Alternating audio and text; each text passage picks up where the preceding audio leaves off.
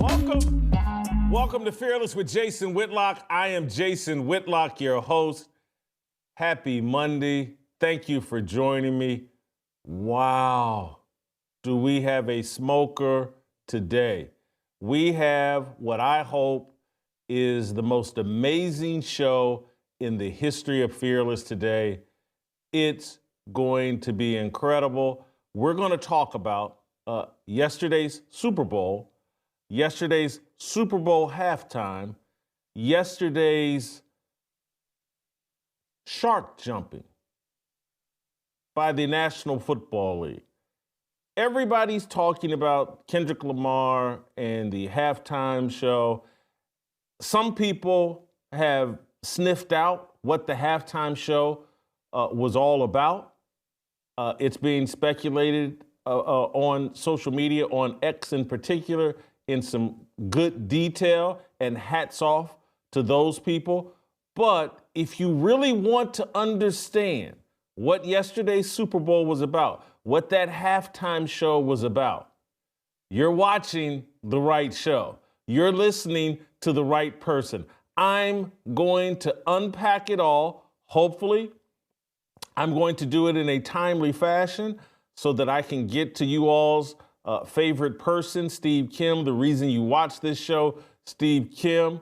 But it's going to take me some time to fully explain to you all what happened yesterday and what it means and its significance. And so I'm going to do that, and then we'll bring in TJ Moe to talk about the cultural significance of the halftime show and everything that was put on display yesterday by the National Football League and Fox Sports. And then eventually I'm going to get to my man Steve Kim and your man Steve Kim, let him unpack his halftime thoughts, and then we'll talk in more detail about the game and the significance of the game. Eagles win 40-22. You guys already know that. You know Jalen Hurts is the MVP. But we got a marathon show for you today that's going to explain the Super Bowl in the kind of details that you can't get anyplace else. It's going to be amazing. Anybody that watched the Super Bowl, anybody that watched the halftime show, call them, tell them, hey, put on Whitlock, put on Fearless. You won't believe this explanation, or you need to hear this explanation about what this all was about. So let me just take care of one of our great new sponsors who's helping me out, and I hope you're making a part of your life and routine, particularly those of you that are, have reached my age and maturity or headed that way, and you want to work out, you want to take care of your health, you want to get past the aches and pains that go along with getting older, working out and trying to stay in shape. I've made Relief Factor a part of my life. I hope you do as well. If I asked you what it would mean for you to start living better, what would you tell me? Maybe you have a better job and make a little better money. Maybe you make some better choices in the new year and work on being a better person. What about how you're feeling? What about living with less or maybe even zero pain in your life? I used to think it wasn't possible for me to get out of pain until I discovered something that helped me live better. Relief Factor is a daily supplement that helps your body fight pain by fighting inflammation, which is the source of most pain in our bodies and a lot of diseases. It's 100% drug-free, talking about Relief Factor, and developed by doctors to help reduce or eliminate pain. Over 1 million people have tried Relief Factor's Quick Start Kit, and 70% of them have gone on to order it again. Feel better every day, and you'll live better every day. Trying Relief Factor is easy. Get their 3-week quick start for only $19.95. That's less than $1 a day. Call 1-800-4RELIEF. That's 1-800-4RELIEF, or visit relieffactor.com. Do it. I've done it. I've told you all last week. Combine Relief Factor with going back to 1 meal a day. Look at me. I feel so good about what I'm doing right now, and I feel the results. I feel the relief. I'm working out better. I'm feeling better. Relief Factor. All right, let's get to this fire. Let's get to this show and the gist of this show, and bear with me, be patient. This is going to take a little bit of time to unpack what we have going on here. So, the NFL, in my view, it just jumped the shark yesterday. That halftime show was Roger Goodell and the NFL jumping the shark. For those of you not of my generation, jumping the shark is a reference to Arthur Fonzarelli, Happy Days, the TV show. Remember Richie Cunningham and all that? Happy Days was, God, they don't even make popular TV shows anymore, but it was Game of Thrones for sitcom comedy, 30-minute sitcom comedy, 30-minute. You guys have seen it. You know about it. But it was super popular.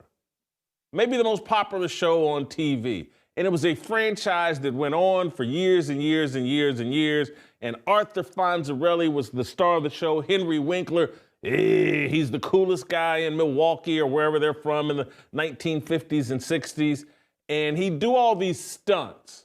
He'd motorcycle, would jump over cars or jump over barrels in the parking lot of Al's hamburger joint, wherever all the kids hung out.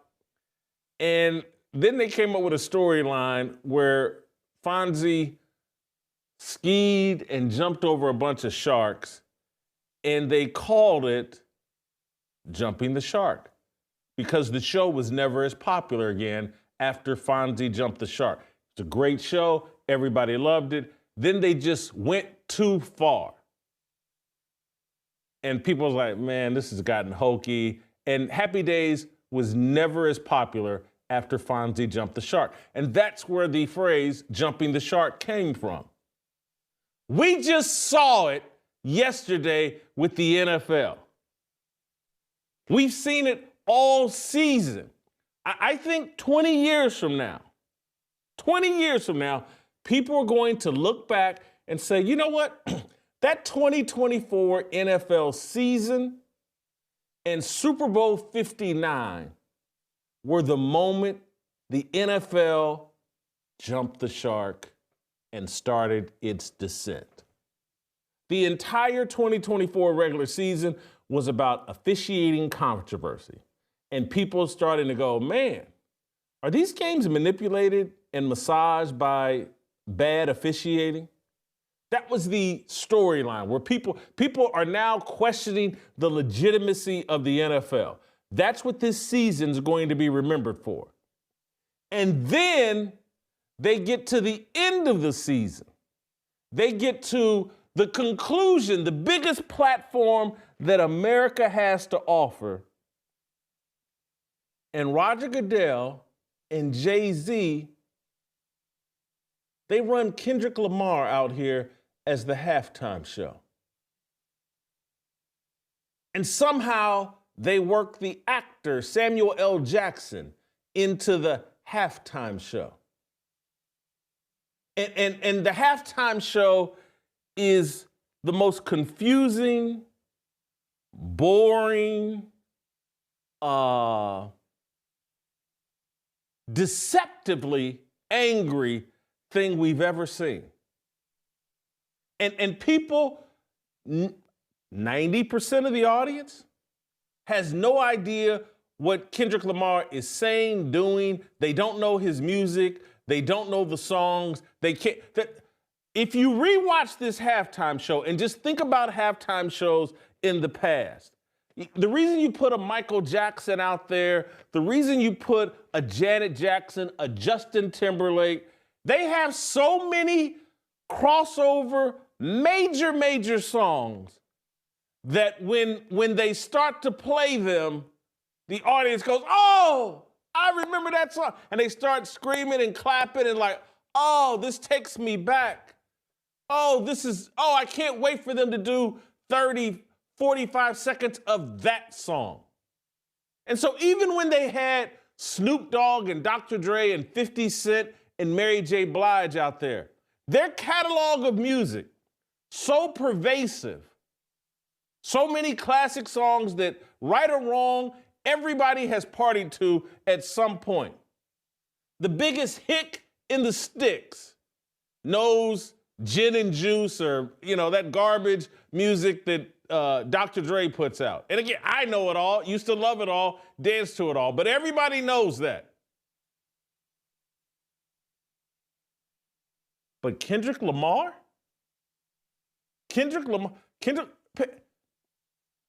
His most popular song is this Not Like Us. Most people don't know it. It's a beef track between him and Drake. And yes, it's popular, but it hasn't been out there long enough to really cross over. And so they put this angry man and this angry song, Beef, front and center.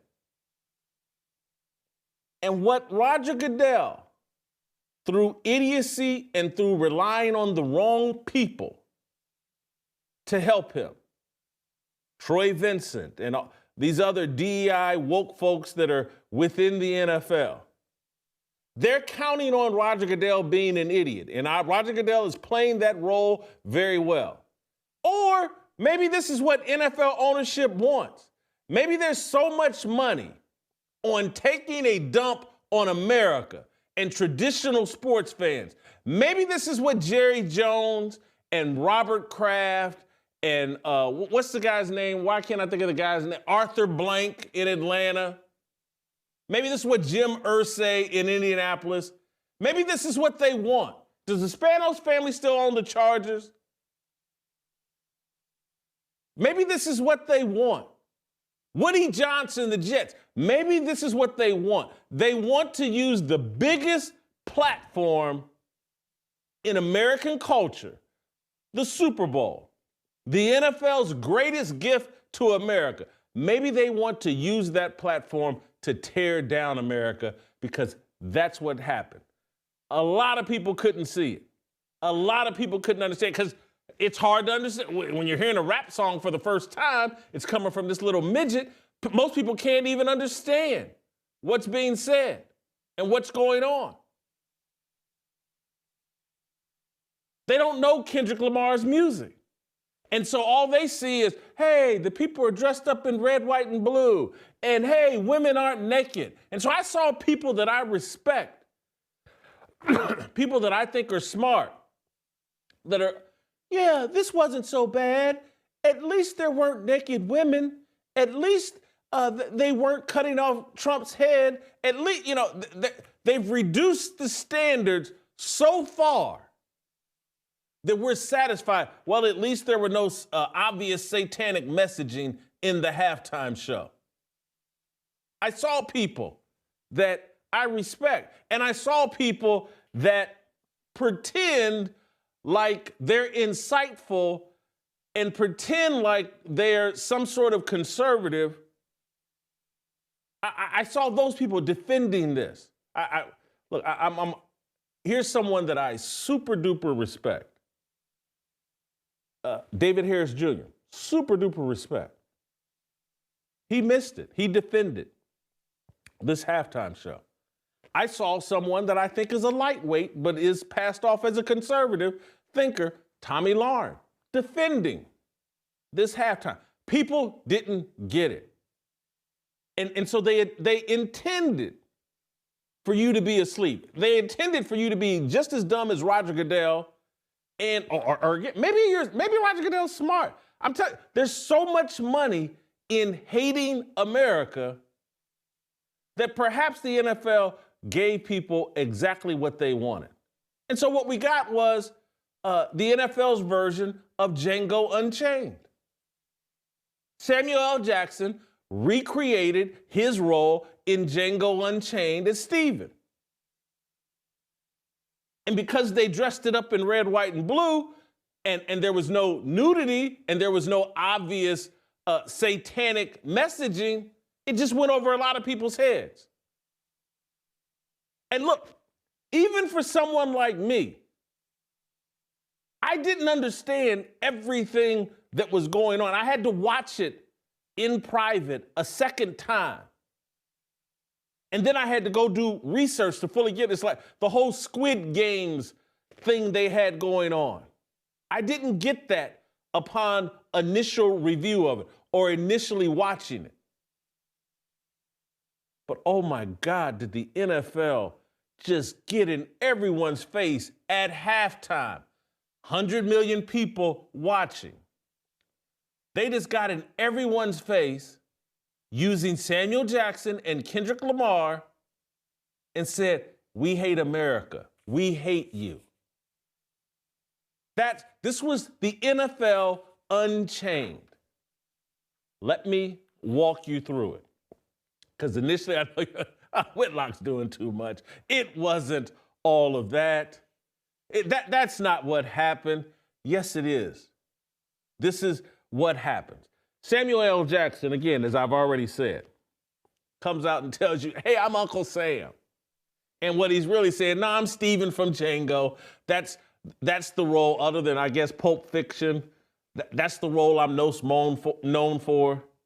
And he went about promoting a subversive, anti-American agenda on all this. I'd have rather Kendrick Lamar come out in satanic clothing than this subversive, sneaky way that they injected a political agenda and a political point of view and were basically telling you adults, anybody over 45, this wasn't for you. They were speaking to your kids, and your kids knew what they were saying. Your kids know Squid Games. Your kids know Kendrick Lamar and his music. They were grooming your kids for hatred of America last night at halftime of the Super Bowl. They got in your face at halftime of the Super Bowl and said, "Hey, we're going to groom your kids. You're not, and we're going to do it right in front of you," with the whole family sitting and watching the Super Bowl together. The parent, "Hey, what's going on? Why is this little black midget out here yelling and talking into a microphone? What's going on?" Your kids are like, "Yeah, I know what's going on, Mommy, Daddy. This is great. This is Squid Games." Do you know what Squid Games is? Because I had to do the research.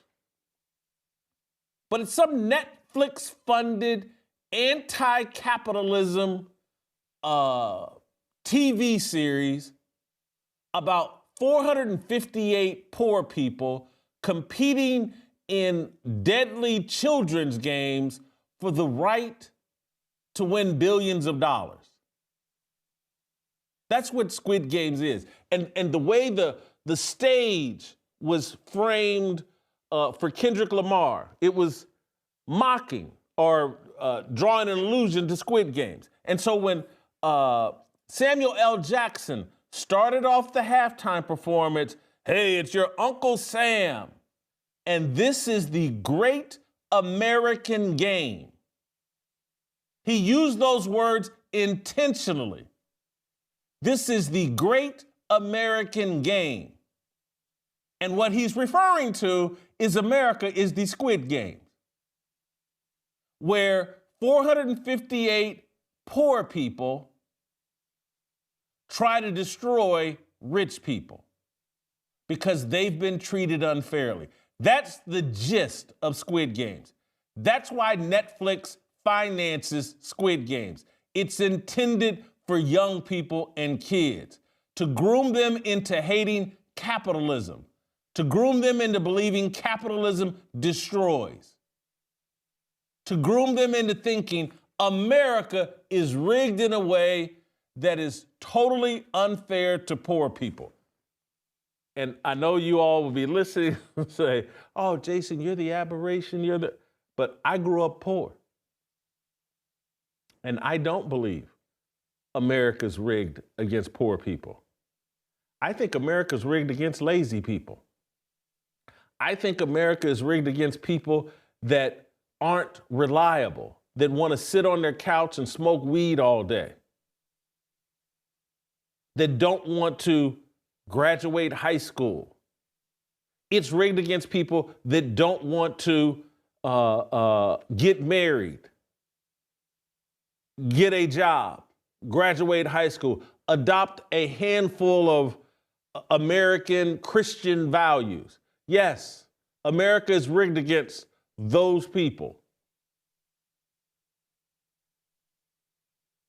I grew up poor. I got a bunch of friends that grew up either working class, poor, not up, and I've seen them adopt a handful of American values and show up to work on time and be reliable people. And I've seen these people rise. They're doing better than their parents in the previous generation. Maybe I just happen to know all the greatest black people in America, and that's all who went to Ball State with me, and that's all who went to high school with me. Maybe I'm special, and just that's what I've run into. And I've seen the people that want to smoke weed and complain and see themselves as a victim. I've seen them fail in America. I've seen a lot of that. But they had Samuel L. Jackson and Kendrick Lamar do a halftime show that basically wagged a finger at America and said, this is a rigged system. And they've said the reason they're in red, white, and blue, and it's all black, is because they're saying this game is rigged against black people. And so Samuel L. Jackson, very early on, Kendrick Lamar starts out the deal, hey, this revolution is about to be televised. You picked the right time, but the wrong guy. He told you right out the gate what he was going to do. He was going to televise the revolution. Glad you're here, but I'm the wrong guy for you to be putting on TV to tell this story because look how clever I am. I'm going to take a dump on America while people that believe in America put a smile on their face and pretend like they enjoyed it, because the last thing they want to do is criticize Kendrick Lamar while he's wearing red, white, and blue, and Samuel L. Jackson while they're wearing red, white, and blue. Hey, we're patriotic Negroes. You can't criticize us. And some of you fell for it as they took a dump on you and America and told you, I hate you in America. I hate traditional sports fans. I hate football fans.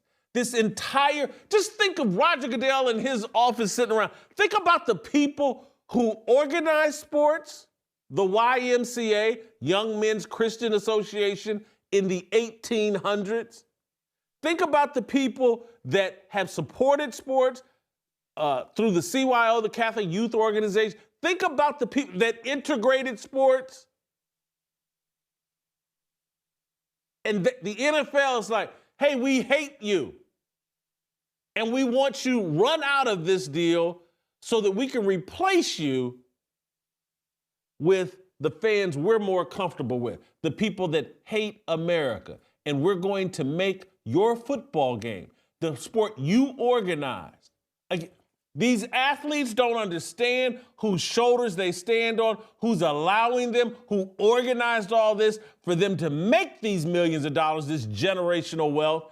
And so they're allowing their platform to be used to destroy the very people who built the National Football League, who built organized sports, and who allowed all these black athletes to become generational millionaires. Hey, let's take a dump on them. That's what this halftime was about. It was no here's Samuel L. Jackson comes on. I think it's after, Kendrick Lamar does this little silly song he does, Squabble Up. That's where he started out. Who knows what he's saying or what the song is really about? I don't know. But it's a very ghetto, Compton specific type song, squabbling. That's fighting, blah, blah, blah.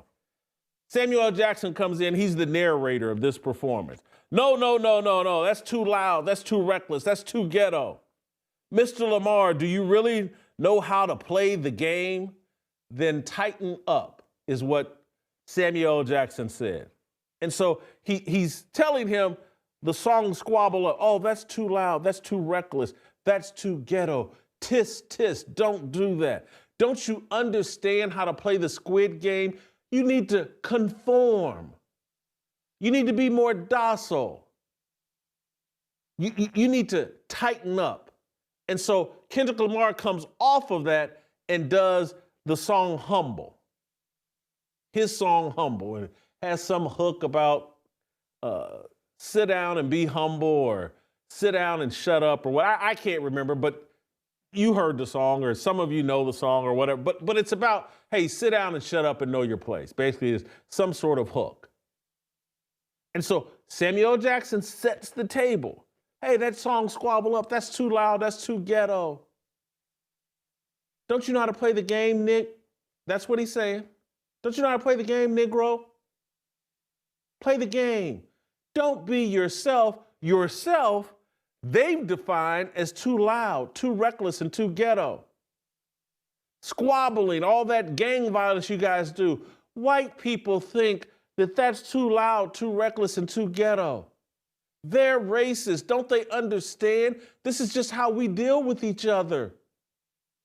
We squabble. We kill each other. We join gangs. That's black. They want you to be white. Y'all sitting here, oh, at least there was no satanic messaging in this halftime performance. Are you kidding me?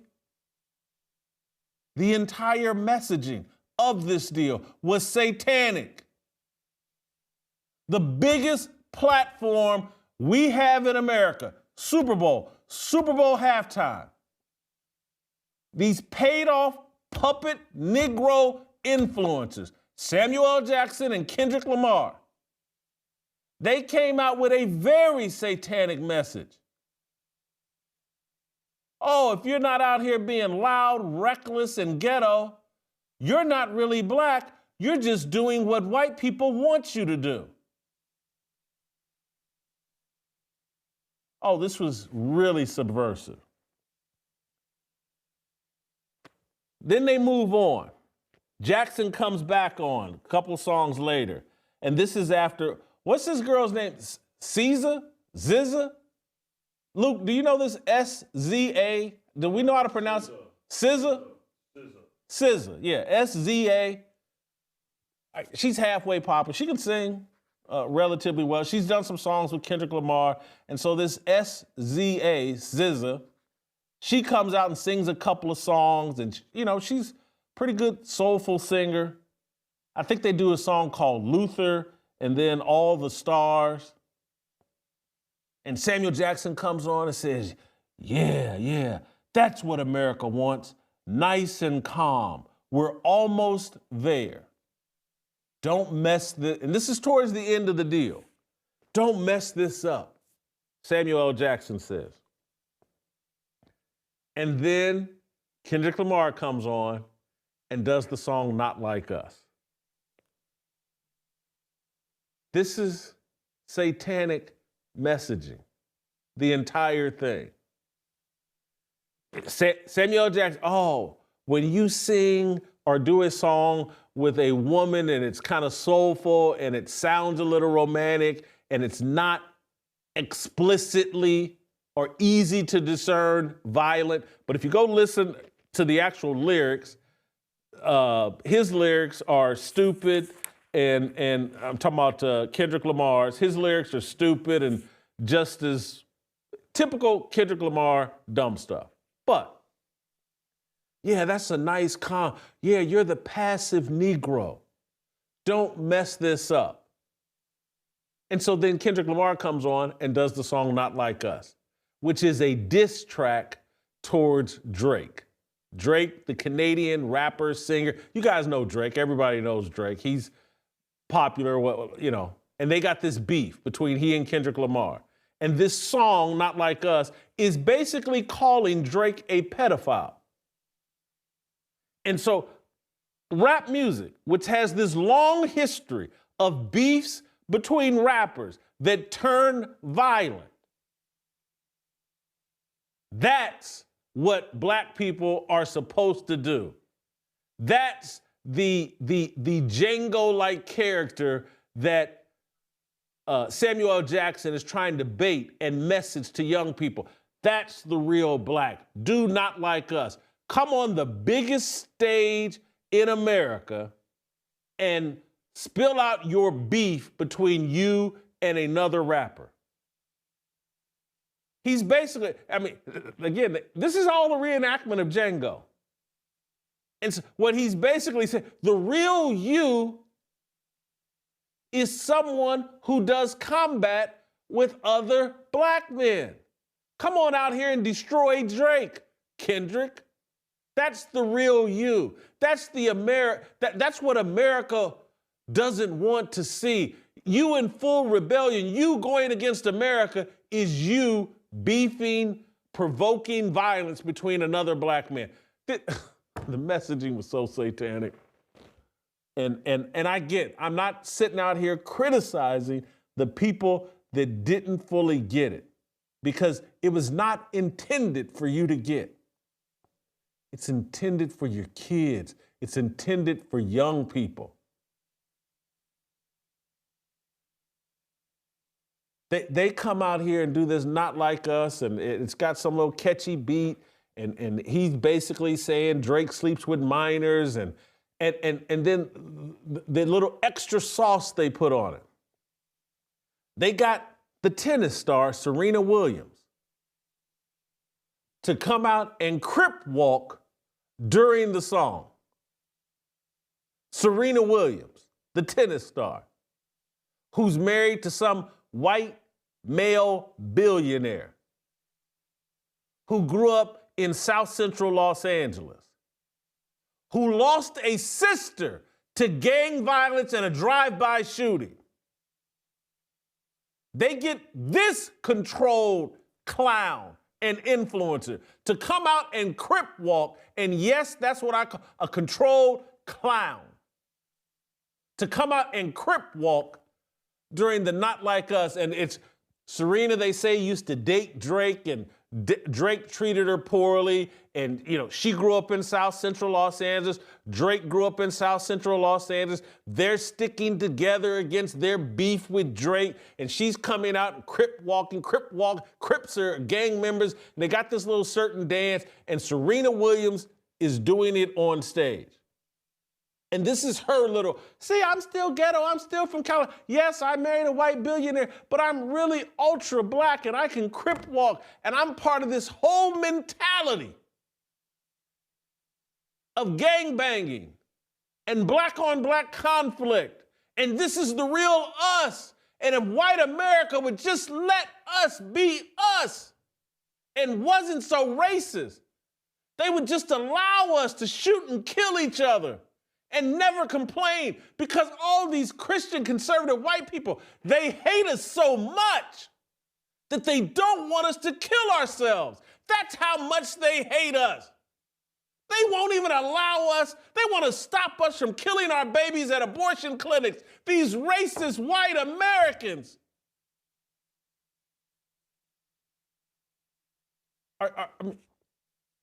Follow the logic. What Samuel Jackson, Kendrick Lamar, Serena Williams, these controlled clowns, the blackest thing you can do is beef with black people and threaten violence and do violence to each other. Oh yeah, my sister died in a drive-by shooting over some gang violence, but I'm good with that. Let me go out here and rep the Crips. Because, oh my God, if we're not killing each other, we're not really black. And these evil white Christians, they want us to behave like we got some common sense. Think it through. That's their message. That's what they put on stage at the halftime of the Super Bowl. Roger Goodell and the NFL went out and allowed on stage for Kendrick Lamar, Samuel L. Jackson, and Serena Williams to tell America and black people, hey, America, we hate you. You're racist, you're evil. When we act loud and ghetto and kill each other, you tisk us and ask us not to do that. That's because you're racist. Roger Goodell should be fired instantly. This is a madman, an idiot, in over his head. He's allowed Jay-Z, Troy Vincent, and another group of idiots. And NFL ownership has allowed itself to be convinced, or maybe maybe this is exactly what NFL ownership wants. That's the only thought I can think at this point. I'm tired of just saying, hey, these guys are just too stupid. They don't know what's going on. Maybe they know exactly what's going on, and this is what they want. That's the only justification for Roger Goodell not being fired today. This man, Kendrick Lamar, went out on this stage, did this performance, and then ended his performance doing a song called TV Off, where he's instructing the audience to turn their TV off. This is insanity. So, and again, they couldn't have known how awful the game would be and that Philadelphia would be dominant. Or maybe they did know, who knows? That Philadelphia would be dominant and the Chiefs would be down 24 points at halftime or whatever. I think it was 24-0 at halftime. And that Kendrick Lamar would come out. They had to know this. He'd come out and do a performance that 93% of the audience is like, what is this garbage ghetto BS that I don't understand? And then let that performer come in, and at the end, and I'm telling you, it felt like, I thought the halftime performance was 20 minutes. I was shocked when I went and looked back and was like, this was only 13 minutes and 30 seconds or something like that? Holy cow, this felt like it was an hour. But I thought it was 20 minutes. But at the end of this 13-minute debacle, Kendrick Lamar is shouting, turn the TV off. And I know it's a part of a song, but this group of idiots allowed a performer to come on and make a mess for 13 straight minutes and then end it with the messaging of turn the TV off. I think they're going to be shocked when they see these ratings. It was a bad game, and it's the worst halftime we've ever seen. They're going to be shocked when people, I do think, did turn the TV off. Bad game, worst halftime ever, confusing halftime, and despite the group of uninformed conservatives, it was in red, white, and blue. There were no naked women. This is an improvement. We've won the culture war. We ain't won nothing. They just used the halftime to declare war. We ain't won nothing. It's great that Trump's been reelected. But this war is just beginning.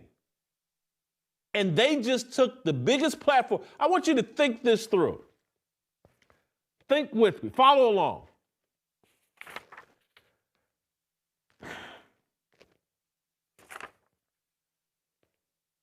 Kendrick Lamar and Samuel L. Jackson and this halftime.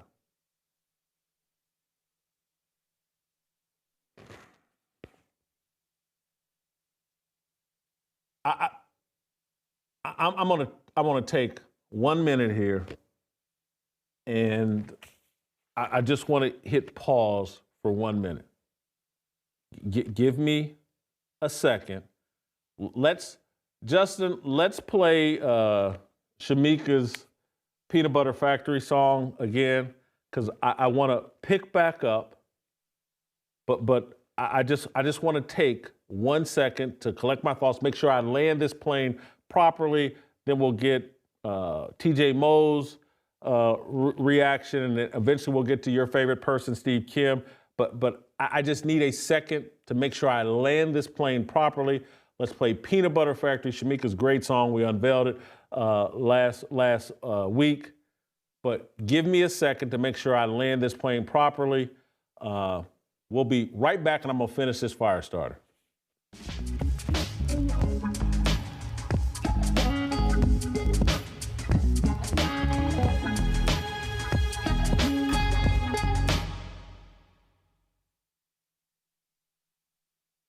That big rack of hers that she showed off constantly.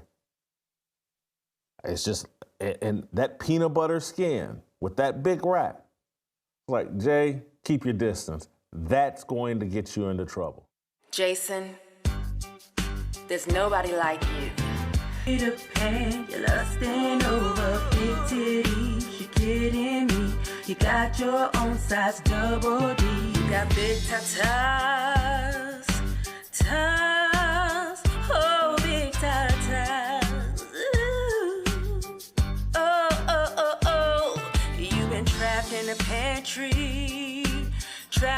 pantry, eating big cans of peanut butter and ho. I was raised in the gym, outside Planet Fitness, but now you.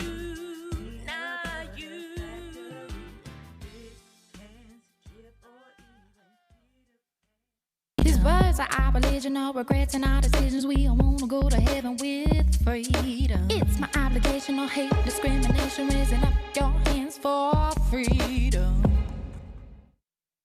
I want to pick up where I left off, and the point that I was about to go into is, for the first time in Super Bowl history, the President of the United States attended the Super Bowl. First time ever. Fox Sports carried the Super Bowl. That's Rupert Murdoch's network.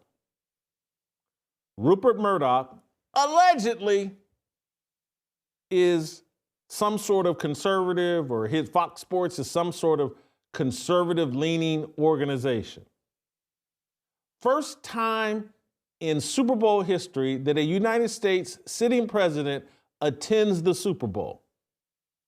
There's a brief flashing of Donald Trump during the national anthem, and there's great applause when that happens. And someone correct me if I'm wrong, but there's no mention, and I watched the first half of this game very closely, and I just kept waiting like, hey, at some point they're going to show Trump and mention that this is the first time a president has been at the Super Bowl. I never saw it. I never heard it.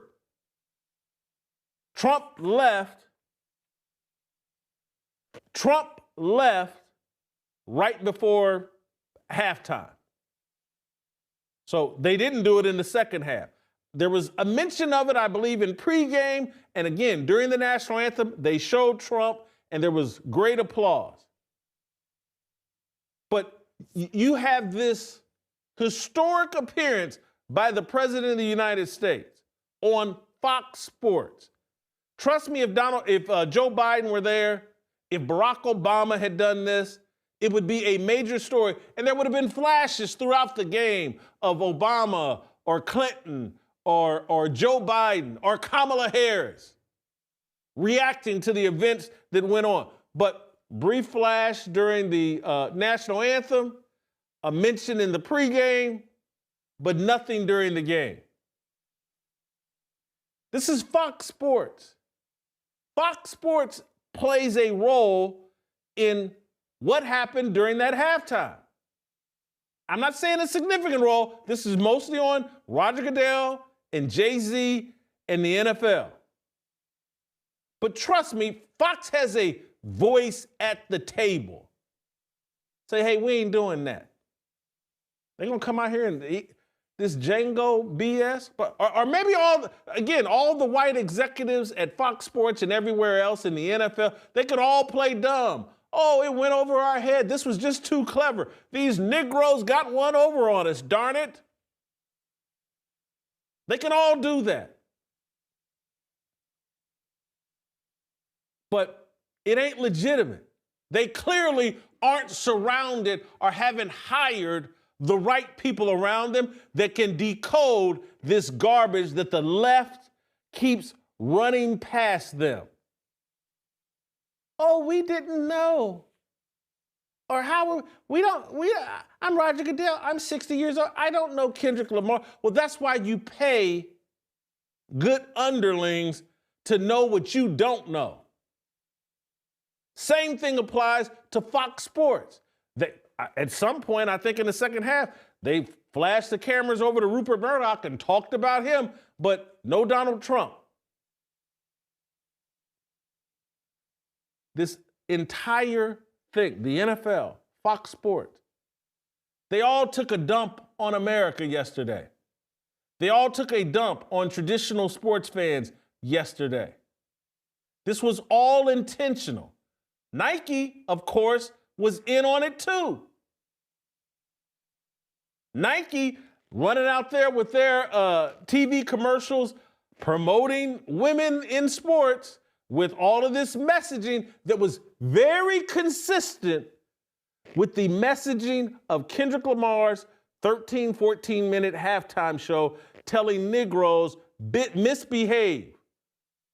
Negroes, misbehave. That's being black. Uncle Sam, Samuel L. Jackson's telling you, these racist white people, they're trying to stop you from misbehaving. The blackest thing you can do is misbehave. And so Nike comes in with its, because again, there's this coalition of black leftists, feminists, and the LGBTQIA+. And that's why they had Kendrick Lamar out there in them little tight thighs jeans that bell bottom out, dressed like a little midget woman. But there's a coalition. I want to play the Nike commercial directed at female athletes and tell me if it's not the exact same messaging. Misbehave. You've been oppressed. This is what women really do. Strong women misbehave. Strong women, they ignore the patriarchy. Strong women, they ignore a biblical worldview and a biblical presentation of themselves. This is feminist messaging coming from Nike. It's the first time in 26 or 27 years that Nike's done a Super Bowl commercial. And now I want you to watch and listen to the messaging. You can't be demanding. You can't be relentless. You can't put yourself first. So, put yourself first. You can't be confident, so be confident.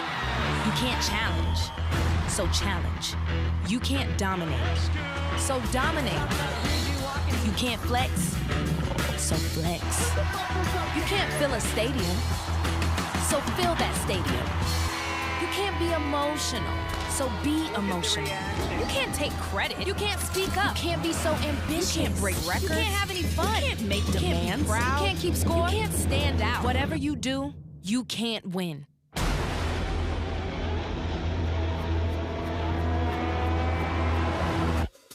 So win.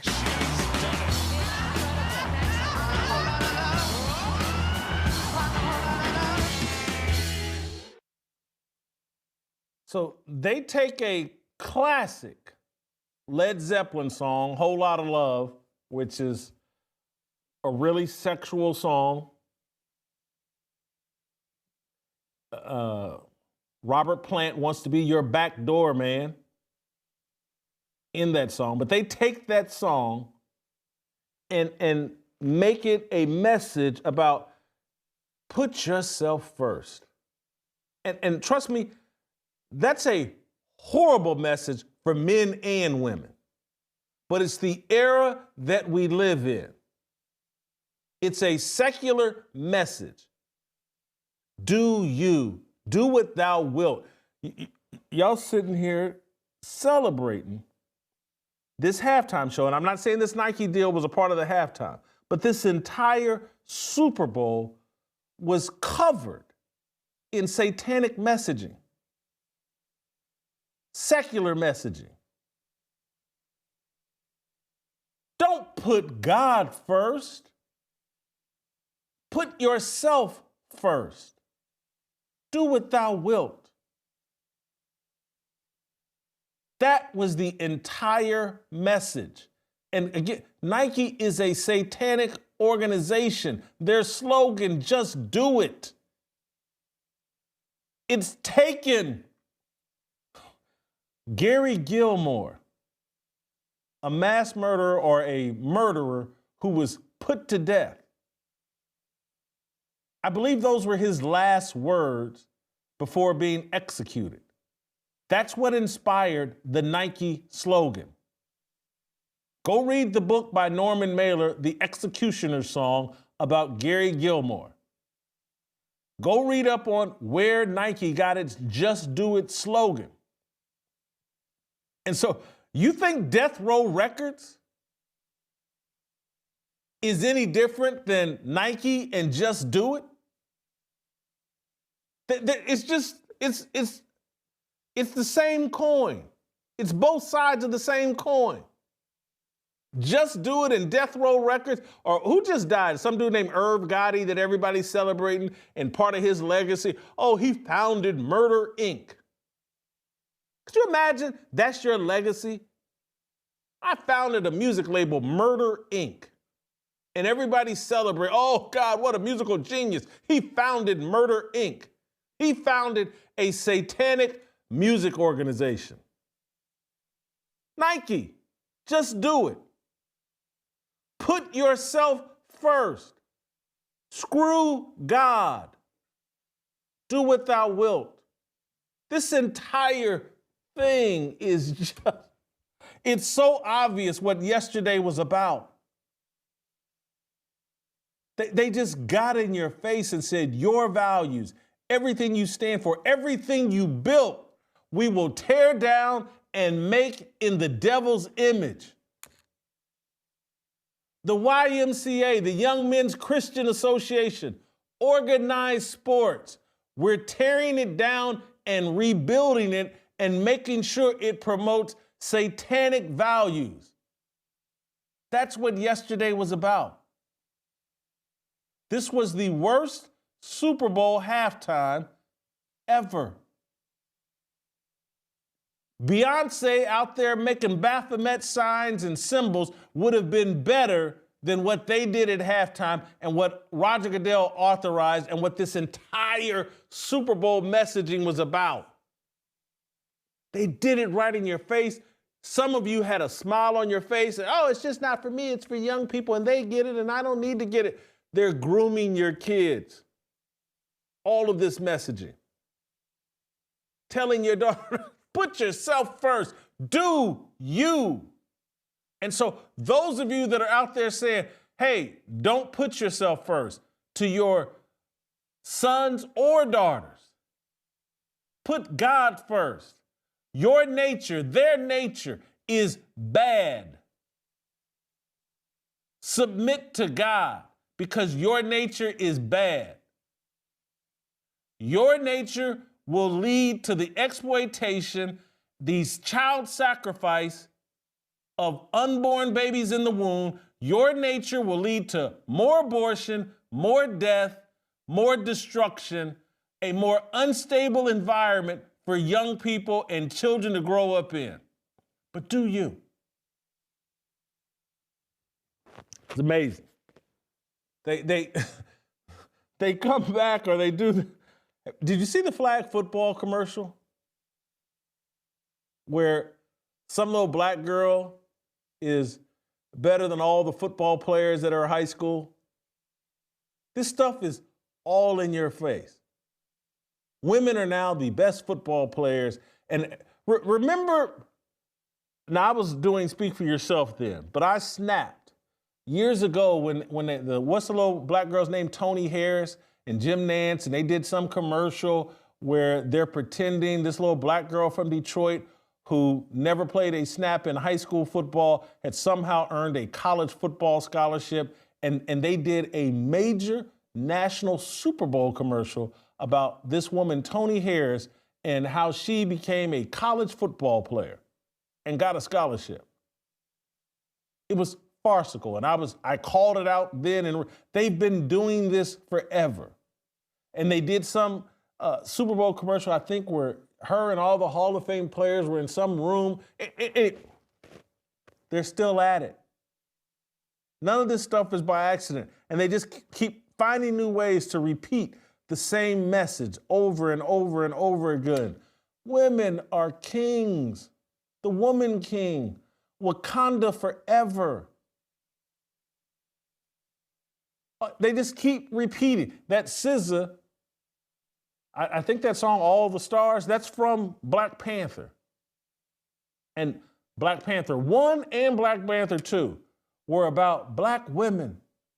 Black Panther 1, you think it's about Chadwick Boseman. No, it's about Chadwick Boseman being obedient to black women. Go rewatch that movie. And then in the second Black Panther, Chadwick Boseman is dead, and some woman becomes the Black Panther, and it's a story about all these black women and how they saved the planet and they saved Wakanda. All of this stuff is connected, and it's intentional, and it's all orchestrated. And so here's another Super Bowl commercial with some farcical messaging that this little black girl is dominating everybody in football at her high school. Play the commercial. School, son, school! Jaworski, you're on thin ice, mister! Hey, Principal P. Stop kicking your principal. Everybody's on thin ice. What's this? A Dorkosaurus Rex? Come on, Chad. I don't want any trouble. Leave him alone. I'll kick your butt, Chad. Hey, Chad. Check out the new girl. Ew, what is she wearing? Girls don't play football. They do where I'm from. Get a load of this one. Think fast. You think fast. Right in the Jimmy Johnson. This ain't over. We just getting started, Chad. Let's go, let's go! Get down. Come on. There you go. Ooh, new girl, bad.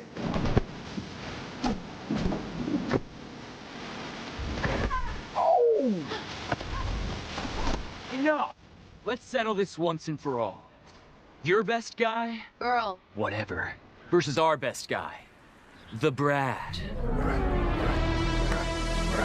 Oh, not the Brad. I'm Brad. I can read. My body is burning, it starts to shout. Desire's coming, it breaks our heart. The night is coming, There you go. You got folded up, Brad. Get her. Okay. That's what I'm talking about.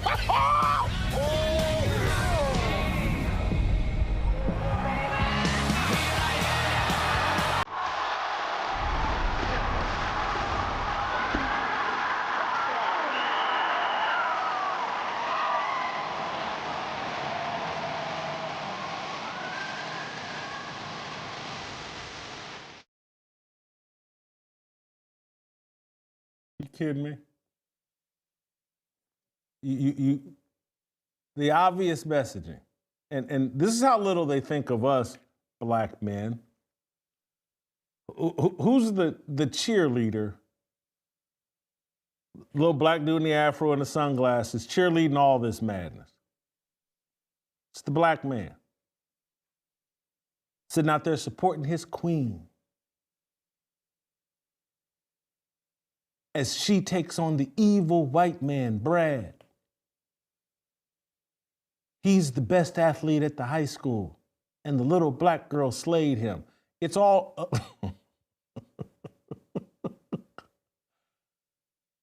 She's the real Saquon Barkley.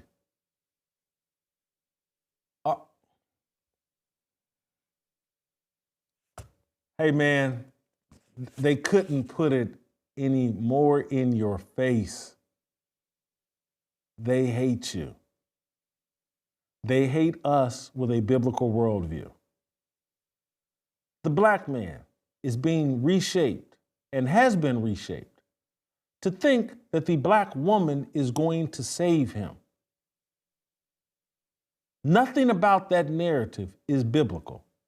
You would have to be retarded to think that the black woman is going to save black men.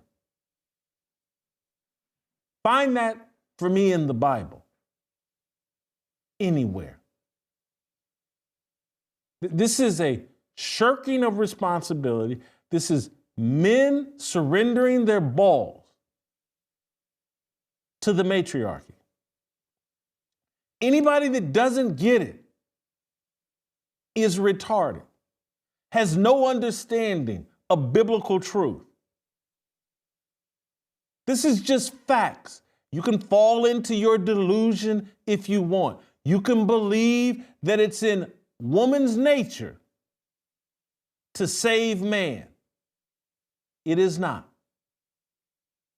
She will protect her child and she will do what's best for her, and that is it. And I'm not trying to demonize her. I'm just trying to tell you how to understand her. These are facts. And that's why women need to be covered in marriage.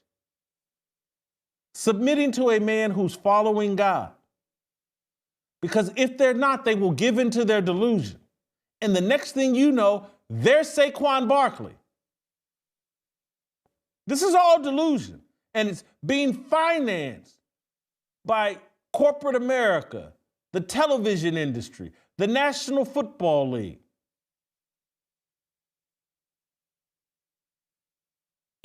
Put yourself first.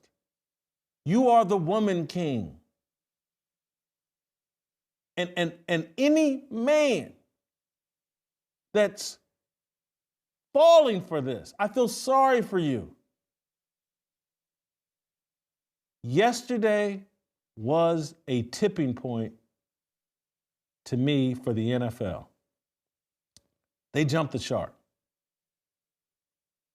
Entire season dominated by questions about the legitimacy of the games and officiating. Is this all a script? I get to the end of the story, the Super Bowl 59, and I'm like, yeah, this is all a script. This is a well-orchestrated script to make men surrender their balls and come under submission to the matriarchy. The NFL, I'm just next year, just because they love to tell storylines. They lost the Patrick Mahomes storyline yesterday. Another terrible Super Bowl for Patrick Mahomes. The entire narrative that he's chasing Tom Brady, gonna be hard to do. He's played 2 bad Super Bowls. And listen, I like Patrick Mahomes. Love Patrick Mahomes. Particularly love him leaning into his faith and all that. But the storyline that he's out here chasing Tom Brady, poof. It's done. And it'll be a long time before they can rehabilitate that again. And I'm not sure they can, because I'm not sure you can fix all the problems with the Chiefs that need to be fixed. This team won 15 games during the regular season, but it played like a 9-8, a 10-7 football team.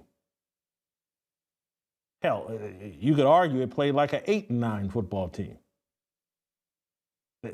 No one should be shocked that the Eagles ran roughshod over the Chiefs. This was a bad matchup. The Eagles were clearly the superior team. Chiefs offensive line problems. There's Patrick Mahomes hasn't looked sharp or hasn't looked like the same old Patrick Mahomes. Now this is 2 straight years. And I know they won the Super Bowl last year. But Patrick Mahomes wasn't great last year. I'm talking about Patrick Mahomes standards. And this year, he certainly wasn't. And they struggled all year, and they don't have the right receivers. They don't have the right offensive line. Something's up there. They've lost the Patrick Mahomes narrative. And They're out of step with the athletes and the culture. Now, they have their culture that they're catering to. But the athlete culture and what's going on, the revival going on in men's sports, and we saw it again last night. Let's play a little potpourri of just guys after the game. Let's play SOT number 1, guys after the game praising Jesus. Let's play that. Nick, Super Bowl champions. What does the moment mean? Man, God's blessed us very much. He gave us all the talents to be able to get here. So first and foremost, thanks to him. You got back, and now you're a champion. How does that feel? You know, God is good. He's greater than all the highs and the lows. And Saquon, who's the first person you thought of when the clock hit 0? God. I'm not gonna lie to you. I just kept saying God is great, man. It's without him, none of this is possible. So I'm just super thankful to be here. Same thing going on in college football. So it's spreading like wildfire. And the NFL is running the opposite direction intentionally. That's when I say they jumped the shark, this is what I'm talking about. Athletes are going one direction. The guys playing football at Ohio State, at Notre Dame, everywhere, at Boise State, in the National Football League. The bold, manly thing to do when that camera shows up in front of you is point to Jesus Christ, point to a higher power, point to God as the source of your success. And the NFL is pointing to the matriarchy. The NFL is pointing to Satan as the source. These guys jumped the shark. I think, I'm telling you, 20 years from now, everybody will see it and be like, yeah, I think 2024 is the year the NFL, the bubble burst. They went with that Django Unchained, NFL Unchained, Super Bowl halftime. They doubled down on all the matriarchy, and Roger Goodell talked about how committed he was to DEI. Completely out of step. They have a president that just won the popular vote, won the electoral college, won all the swing states, who an incredible story. His comeback, who they attempted to assassinate. But now, during the game, let's not mention him.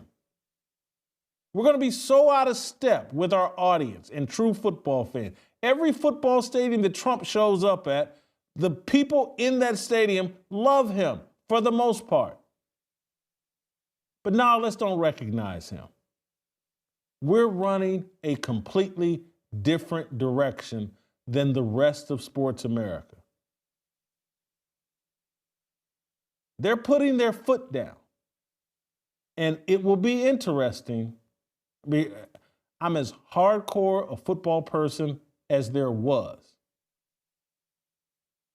I watched less football this year than perhaps at any time in my life.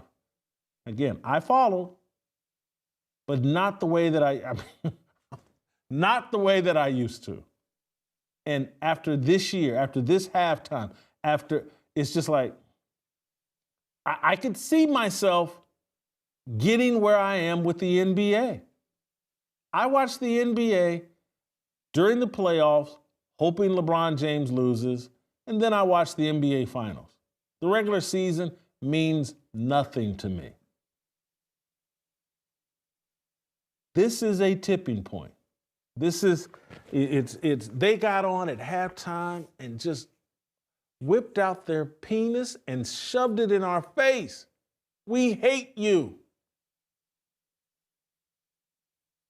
And we got Samuel L. Jackson and Kendrick Lamar and Serena Williams to get in your face and say, America's dog spit, it's racist. How dare Christian white Americans tell black people to quit killing themselves and to adopt some Christian values? Don't you understand? They don't want you to be reckless and loud and ghetto, and you need to be reckless, loud, and ghetto. satanic what they did. All right, I'm going to bring TJ Moe on. He and I will talk a little bit about this, and then we'll finally get to your favorite person. I'm sorry to make you wait an hour or more for Steve Kim. We'll talk about some of the more football aspects with Steve Kim. We'll also let him react to what I've just unpacked here. The other thing I want to unpack before we get to TJ Moe, Roll Call 3.0. I couldn't be more excited. I hope you're as excited as I am. Holy cow, have we lined up something amazing for you at Roll Call 3.0. Tucker Carlson is going to be here in Nashville partnering with me on Roll Call 3.0. That's going to be amazing. Jamie Johnson, country music legend, singing for me on Friday night. That's going to be amazing. Mervyn Mayo singing for me on Saturday. That's going to be amazing. We got speakers galore from Doug Wilson to Corey Brooks to E.W. Jackson to Pastor Anthony Walker, Pastor Alan Jackson. We got a Saturday night post-roll call party, dinner with Jason and friends. We got events.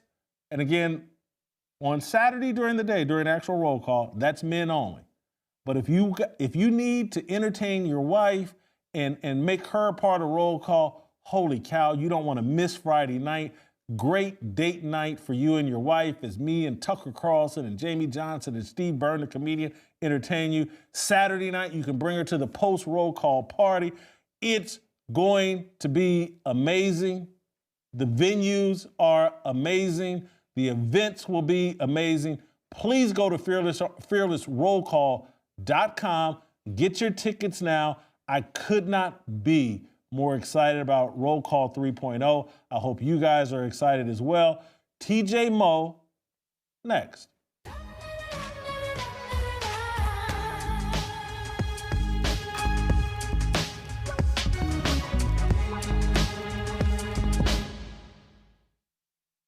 Based on those comments and what happened yesterday, Al Sharpton will now be watching the Super Bowl on Sunday.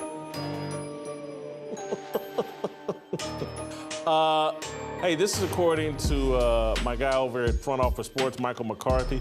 NFL Commissioner Roger Goodell has stated during his State of the League speech in New Orleans, Goodell says the league is exploring creating professional flag football leagues for both men and women.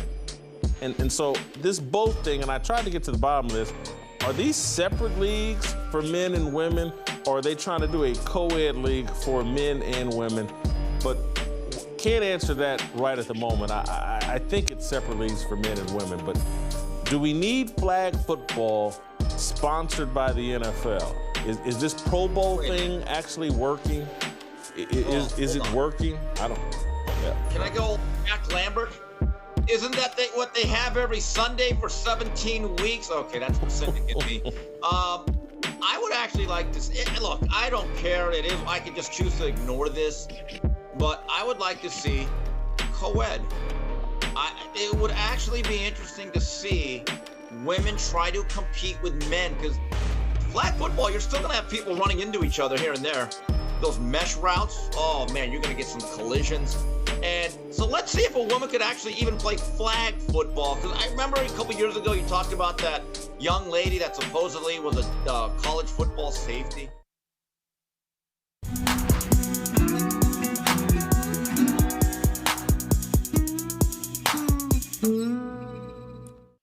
All right, welcome back. Bringing in TJ Moe. I wanted to start with TJ, just as a kind of a preamble before we get to Steve Kim, the real star of this show. But I just wanted to, TJ, hardcore football fan or football player fan, and someone that is hardcore on this faith walk with Jesus Christ. And so I wanted to examine that perspective first as we talked about the halftime show. And Steve Kim will give his take, but it will be a bit more secular than this conversation TJ and I have. And so, TJ, what did you think of the halftime? And in real time, as you watched the halftime, did you understand what was going on Or like me, did you have to go back and take a second, third look? And also just like people on Twitter or X were doing a good job of pointing to clues. I was just sitting there just thinking like, this is awful. This is terrible. And the whole Samuel L. Jackson thing was confusing. Anyway, let me shut up. Your thoughts? No, you're exactly right. And so I was in a room with probably 20 people, maybe a halfway decent representation of white America. And Kendrick Lamar came on and the TV got muted and everybody stopped watching and started talking. And that happened for 20 minutes until the game came back on and nobody watched. So I don't know if it was muted. It was turned down enough that you could barely hear it, and I would glance over every so often. And I don't know a single Kendrick Lamar song. I've actually never heard Not Like Us. I just know what it's about because of what we've talked about here at Fearless. Otherwise, I guarantee you I would have no idea that he was calling Drake a pedophile. I only know it because I participate in this show. So I think it goes to your larger point here. They're not really talking to their audience. 95, 98, 99% of their audience has no idea about Not Like Us and his beef with Drake. No idea. Don't even know. Joel Klatt, who's been on this show. Joel Klatt, who pretty plugged in, certainly to football, as the lead analyst on Fox College Football, calling their games. He tweeted out that he's 43 years old, and for the first time ever, a Super Bowl halftime show was just played, and he didn't know a single song. That's your average American. Nobody knows anything about Kendrick Lamar. Everybody says, hey, he's the top of the hip-hop game or whatever. Not to us, he's not. Don't know anything about it. And so, they certainly were not. To back to your question, I did not watch in real time. I watched it later on when I got back home as I was going to bed, and I'm like, holy cow. So I knew there was more to it that I was missing as you go in, just because, you go back through the Super Bowls. Remember when Beyonce had all this stuff where she was ripping on the cops? You always know there's some sort of messaging. And remember, this was put together prior to the election, and so probably with the assumption that Kamala Harris was going to win and you were going to have your first, black-ish woman president, and all that together. And so I'm sure they had to get rid of that tribute. But it had no interest at all. Once I got into it, you saw how truly demonic this Super Bowl halftime show was.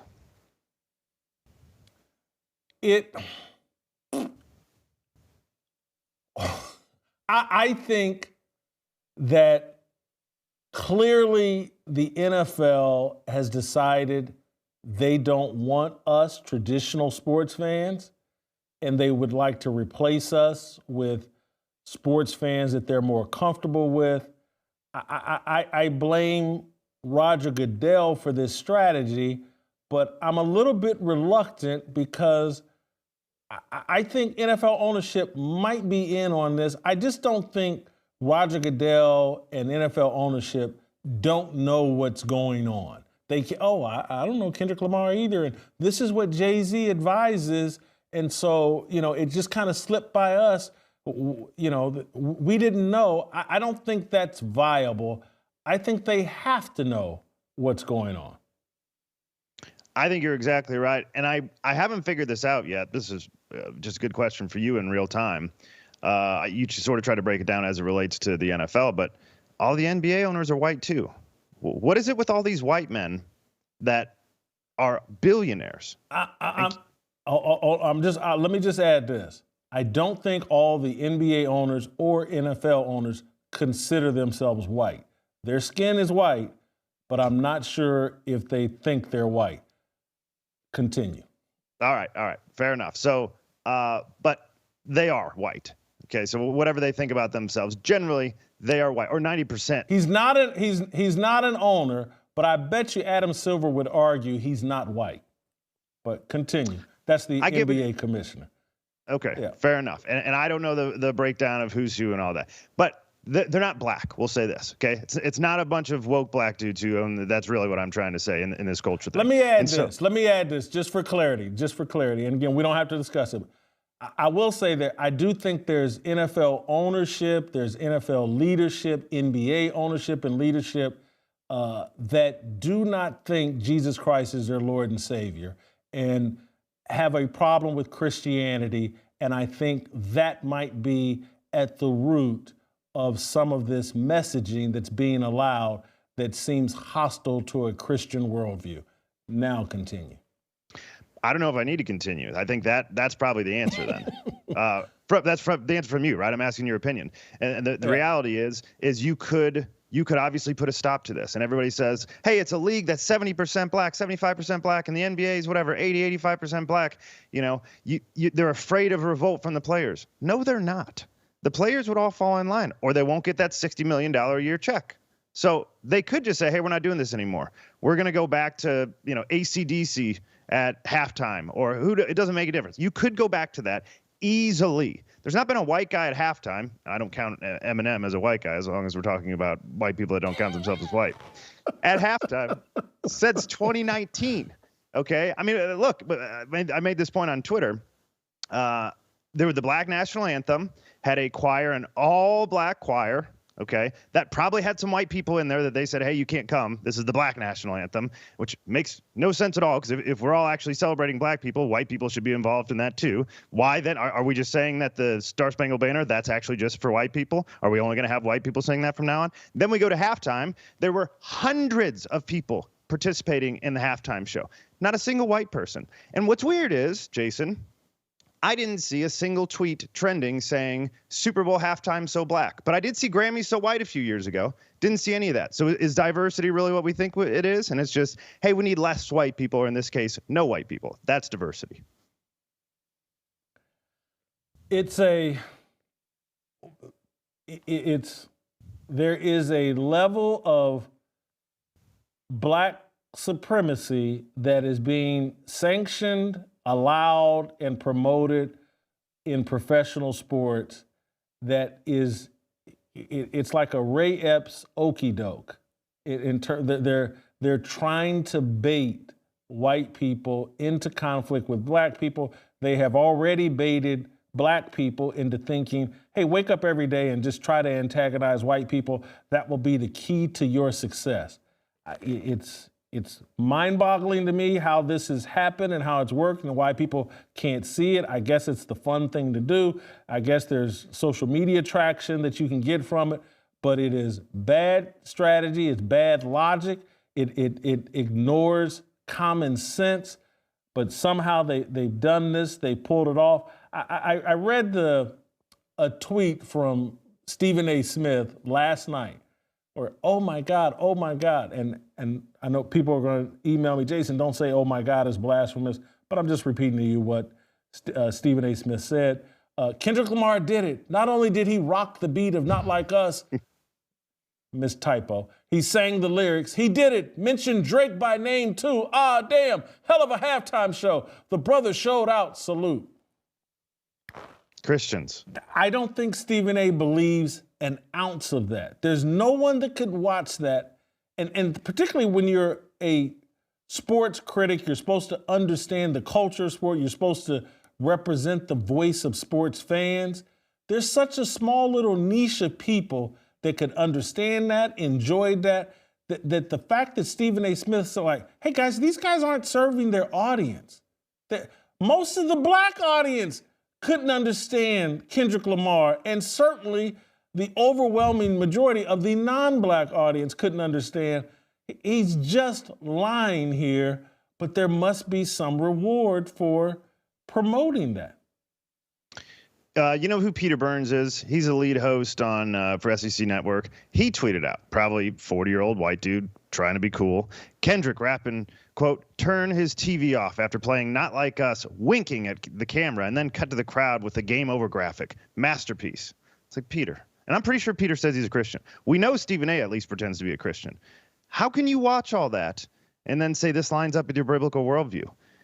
This should be a rule in the world, okay? Once you turn 40, stop trying to be cool. You don't know anything about being cool. I'm 34. I don't know anything about being cool. I've never known anything about being cool. I don't try. I shouldn't try. I don't think anybody should try to be like me. I don't know what cool looks like.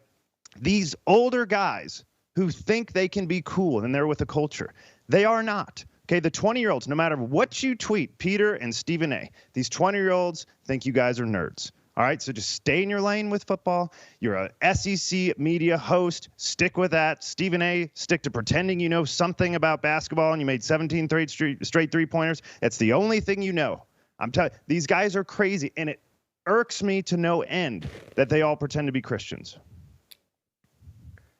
How about Fox Sports, Rupert Murdoch's network, and the avoidance of Trump? Not mentioning Trump during that first half seems intentional. It seems like, hey, we're still trying to treat Trump like he's toxic and all of America hates him and he's Adolf Hitler. And so we can't even mention that during the game, we can't show him mention that for the first time in the history of the Super Bowl, the President of the United States is there. And I'm glad that we showed that picture of Chris Jones, the Chiefs' best defensive player, going over to greet Trump before the game. This whole little narrative that all these NFL players, they all think Trump is toxic and reviled. I just don't understand. Fox Sports, Rupert Murdoch's network, ignored Trump during that Super Bowl. Shocks me and disappoints me. Disappoints me, doesn't shock me. We saw the Tucker Carlson exit. Okay, we've listened to Glenn Beck talk about his exit. They are certainly no fans of Jesus Christ over at Fox, no matter what they say. We have this from Glenn and the stuff that he's heard directly from the top over there, okay? Tucker, I think, has said similar things publicly. So I'm not surprised by it, but I am disappointed by it. What they might say, though, Jason, is, hey, we interviewed President Trump with Brett Baer before the game. And we did a full interview and gave him plenty of attention. And people, it's not 100+ million people like the Super Bowl, but it's a lot of people watching the pregame show. And we gave him airtime. And then during the pregame show, we gave him airtime. We just didn't do it during the regular show. Now, obviously, I think that's a really bad, stupid way of defense, because what you would do particularly with how well the embrace was from the fans. If you saw on social media when he walked in, fans went wild. Normally, we just say, hey, guys, the President of the United States is here. First time in history a president has ever attended a Super Bowl, and the fans loved him. Check this out when he came in the building and listen to this. That's what you would have got. Instead, it was just like it never happened. But again, not that surprised, even being Fox. You know, most people at this point think Fox is controlled opposition. They are controlled opposition. And look, Trump doesn't need a stage in front of 100 million people to do what he's doing. But, you know, let's say 15 million or 20 million people watched his pregame interview, and maybe another 40, 50 million people were tuned in when they showed him during the national anthem, or I don't know, 60 million, who knows. But to not 100 million people are watching. The President of the United States is at the first game, to just not reference that. And generally speaking, you know, they would show him on the big screen at the stadium, and the crowd they certainly were going to deny him that, because the crowd would have reacted very positively. And yes, they just don't want that. They don't want that to happen. They don't want it normalized that, hey, Donald Trump is a normal person. People don't revile him the way that you think. There's players that are perfectly happy. I think Patrick Mahomes' family, I know his mom and brother, they took pictures with Trump during the game or before the game in his suite or in someone's suite somewhere in the stadium. I don't know. The entire thing yesterday, from obviously the Black National Anthem, and there were touches. Some people got upset with me. I enjoyed the actual national anthem, I think by John Baptiste or whatever. He put a New Orleans touch on it. Didn't bother me at all. I felt like he did it enthusiastically. And I don't have a problem if they try to New Orleans. It's like Marvin Gaye's national anthem at the NBA All-Star game in the 80s is one of the greatest national anthems. People remember it. You're too young to remember it. But I have no problem when people put their little special touch on it. But too much of this, I do think, overwhelmingly was just a rebuke of a Christian worldview and a rebuke of the traditional sports fans. And I just wish the athletes understood who is actually responsible for building this monstrosity called the NFL, called the NBA, where these guys are making all this money. It's Christians. They did that. And I see all of this as an attempt to tear down what Christians built and remake it into something that is hostile to Christianity and a biblical world. And I look at the Nike commercials and this whole little fantasy world of some girl out here, better the football player than all the guys. And they're choosing white guys for her to clown with a black guy cheering. This is all clear messaging. The Nike commercial, about first time Nike's done a Super Bowl commercial in 26, 27 years, and it's telling women to, put yourself first. They don't want you to be this. They don't want you to be that. From the TV commercials to everything, I just thought I didn't like the messaging. It's all intentional. I know I just said a lot. Let me narrow you down. Your reaction to the two commercials that we spotlighted here, the Nike one and the flag football one. I will get there. I want to point out, I thought Lauren Daigle was bad too, and I love Lauren Daigle, but she sang "America the Beautiful" and all these different renditions. It's like, just sing it. You know, Whitney Houston had the greatest performance of all time, 1991, right after Desert Storm, Star Spangled Banner, and she sang it with a Whitney version, the closest you could possibly do to Star Spangled Banner. Just do that. If you got pipes, show us you got pipes. Other than that, just stick to it. America the Beautiful, it's a great song. Why don't you just stick to it? So that's one thing. The other thing is the Pac-Man Jones. Did you see him? He showed up yesterday in a MAGA hat.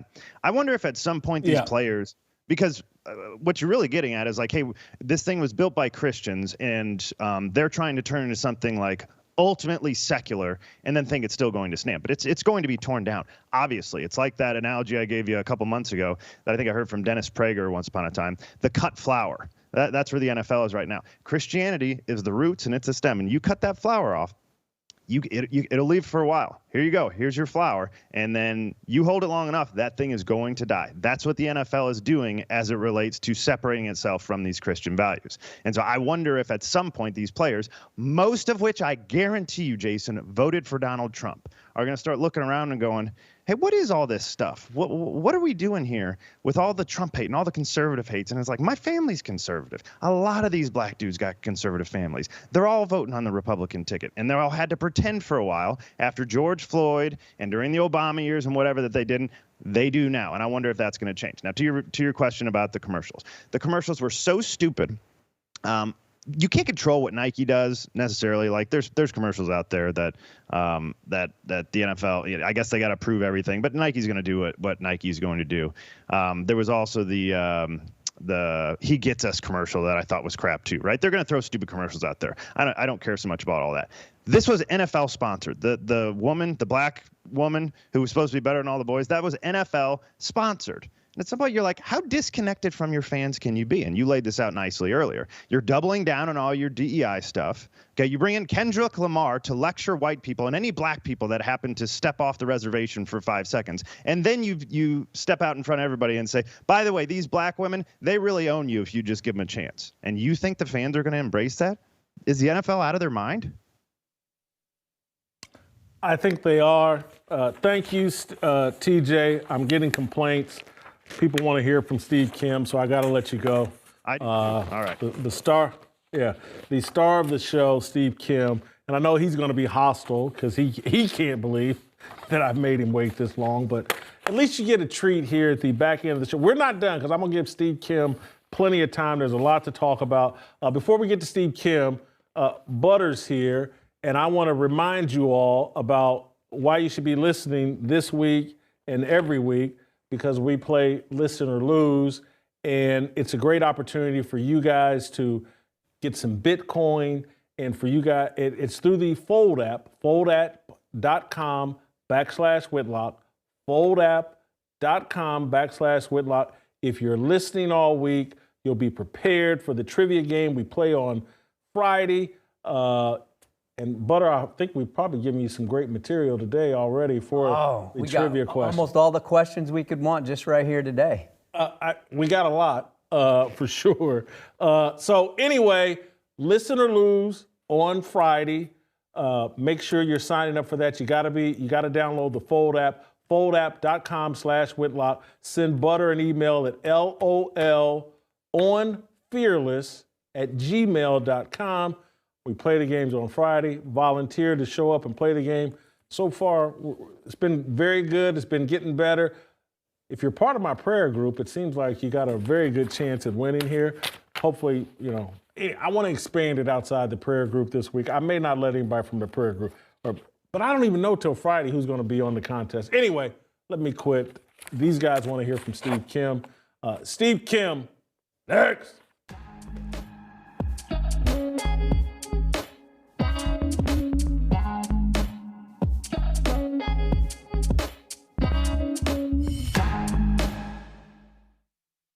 Welcome to Extra Fearless with Jason Whitlock. I am Jason Whitlock, your host. Oh my God, Lyndon Johnson, his thoughts are so disgusting. I can't believe you would engage with him. The celebration for being a slut have never been greater. Why do you choose Taylor Swift, and why do you pick up a role as, let me help my woman undress on stage in front of an audience? When I look at people like Sexy Red or Cardi B that we prop up, now I see that the white community as well is just as fried. It does look to me like he made some eye contact with her and then just decided, nah, let me move on.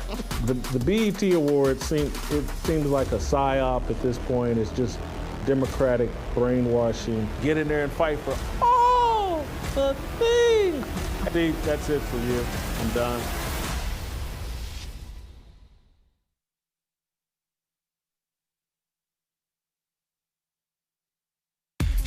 모두 다 빨리 박수 쳐 기다리지 말고 서둘러 Reason that I'm back is to feed you raps I see that you are 배불러 So fly All right, welcome back. Look, I know Steve Kim is angry, but he just doesn't understand television and show business. You always save the headliner for last. I mean, seriously, Butter, you probably opened up for George Strait or any of these big time, Luke Bryan, any of these big time, they didn't run Butter out there last. They ran the headliner out there last, and that's what we've done here for Steve Kim. I hope that he understands. I hope the audience understands that even though we made Steve Kim wait, and the show's just now starting right now. That's why we play Steve here. Steve, welcome back to the show. Thank you so much for being patient as I ranted and raved.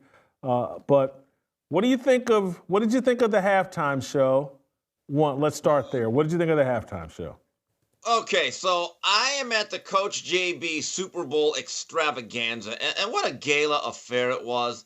So I get in immediately. I'm about 2 hours before the game, and I'm loading up on the hors d'oeuvres, the drinks. I'm drinking, I'm smoking a little bit, I'm eating a little bit more, and that mix in my stomach. So I'm like, hearing some bubbling. It's bubbling.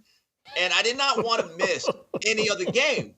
So here's the thing, though, Jason, and this is my one critique for JB. Next year, since you spend a lot on it, JB, couple of porta potties outside to lessen the traffic would actually really help. Again, small critique. So I just wanted to make sure the Chiefs did not score after what was a perfect first half for all of America. What a game that was, right?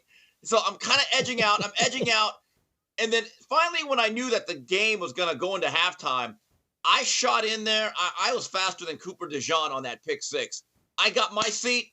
And let me just say this. I had to make a deposit. Don't want to give too much info. But then at the same time, you can't take your time because there's already a line. It's like the DMV at Monday. And you're thinking, okay, I can't be a pig here. I got to kind of let this go quickly. So I missed most of the halftime. And I'm glad I did.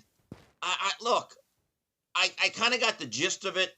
I saw a lot of the highlights on Twitter. I certainly saw a lot of the conversation surrounding it. I listened to your monologue.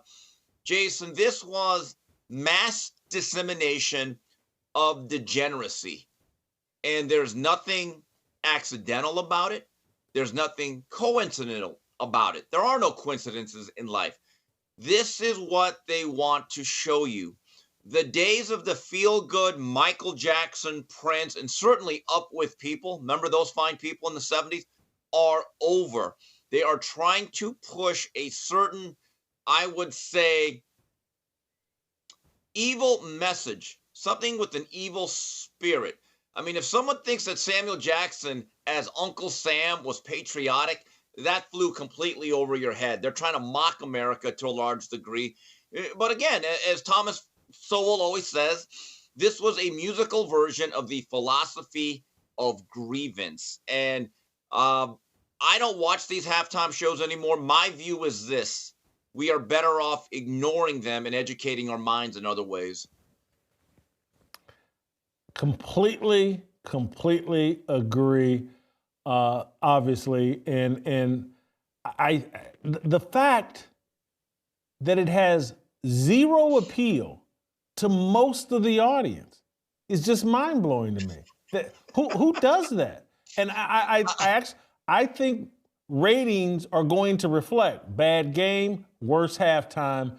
I think they're going to take a ratings hit here. Jason, we discussed it on Friday, and I have to admit, I may be wrong. There may actually be a sharp decline. I don't know if you saw this, though, Jason, on Twitter. As I'm listening to you, I'm flipping through my timeline. There's actually a group of Philadelphia Eagle fans that are in the third deck, decided to come down for the game. And they panned over their audience in their section during the halftime show. Nobody was into it. Now, maybe because it's not Will Smith or Schoolie D, but it was really interesting. If you're actually inside that arena on the upper bowls, you might as well have a Hubble telescope. You don't understand what's being said. You don't know what's being done. I have a suggestion for future Super Bowls on how to bring people together on what is largely America's holiday. You know what? If it ain't broke, don't fix it. It's like TJ Moe said, you know what? Why not just play a hologram video rendition of Whitney Houston's national anthem before the Tampa Super Bowl in 1991 during the throes of the Gulf War? Still the greatest. By the way, truth be told, don't want to break the magic. That was actually lip sync before. But still, great job. Great job. It was still her voice. Now, if you're going to do America the Beautiful, okay, I get it. Everyone has their own version of it. I keep it simple.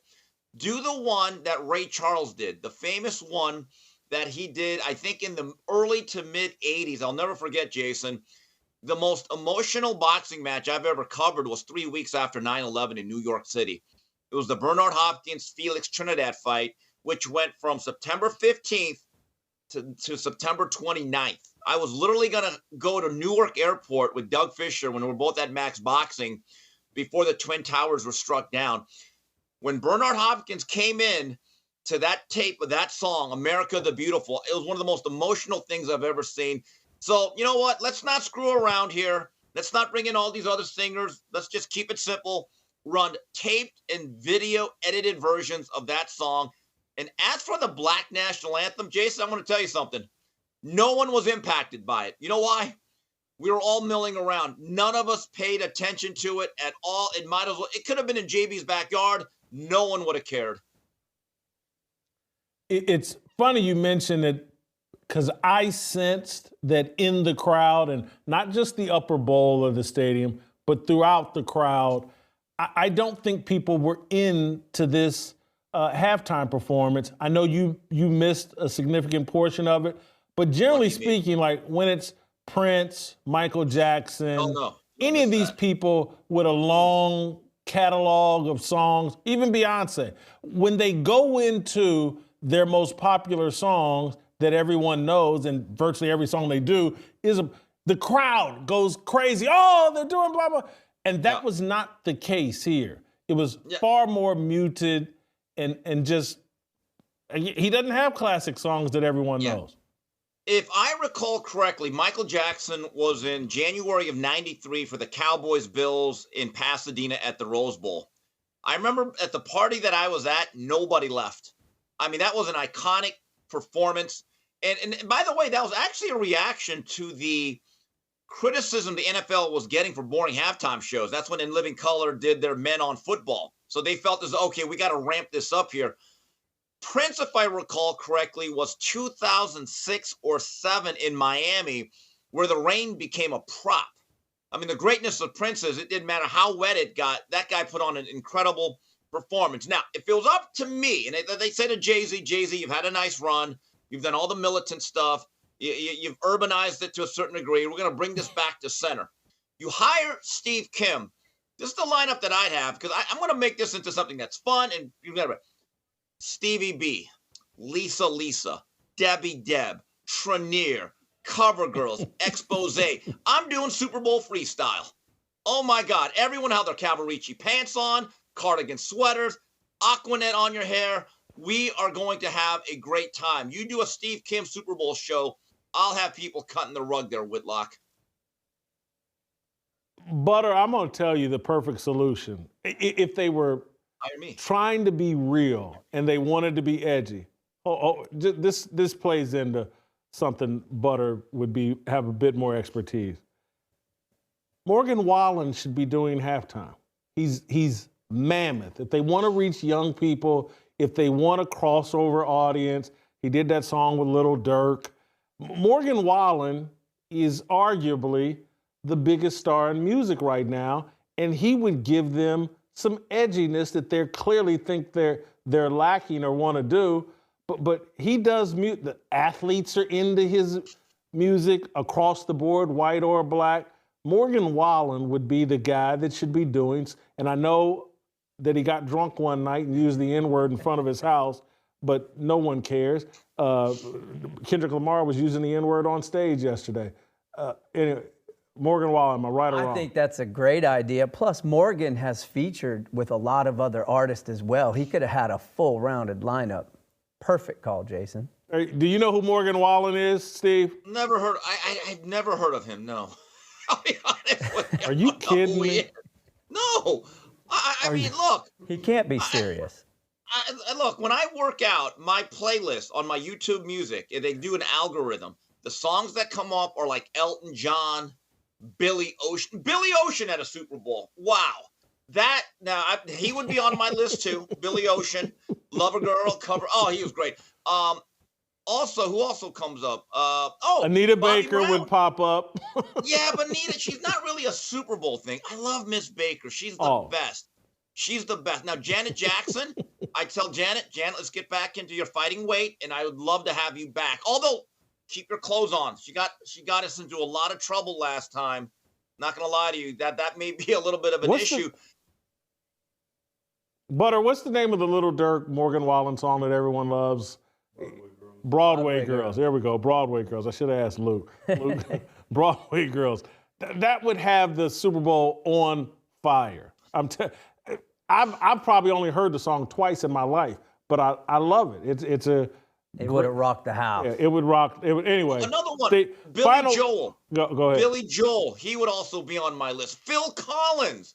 Yeah, I am suburban. John Bon Jovi.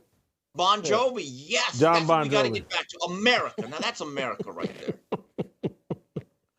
What do you think of my argument that we may look up 20 years from now and say, hey, 2024 is the year the NFL jumped the shark? What do you think of that whole take?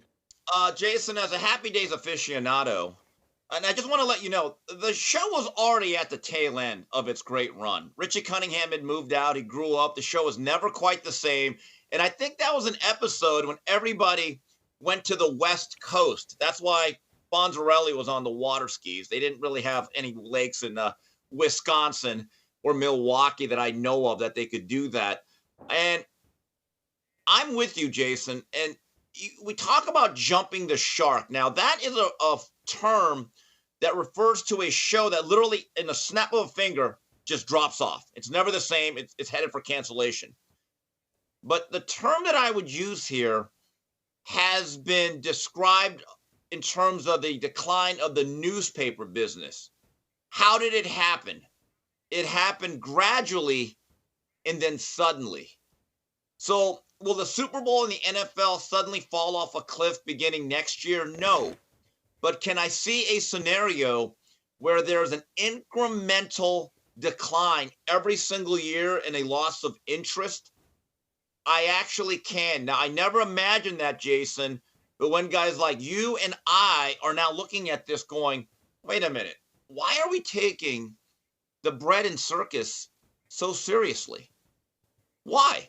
If you really think about it, now we have to talk about it and we can create content out of it. It's what we talk about. But the reality is that if guys like you and I are having fading interest, it is not out of the realm of possibility that there are tens upon millions of people that may have the same type of emotions towards the game of football and overall sports. All right, let's move on and talk a little sports as it relates to the Super Bowl. And I want to start with Patrick Mahomes because I think that is the story of the Super Bowl. Did the NFL has been having this, hey, is Patrick Mahomes on the trajectory of where he's going to challenge Tom Brady as the GOAT? I think that got damaged last night.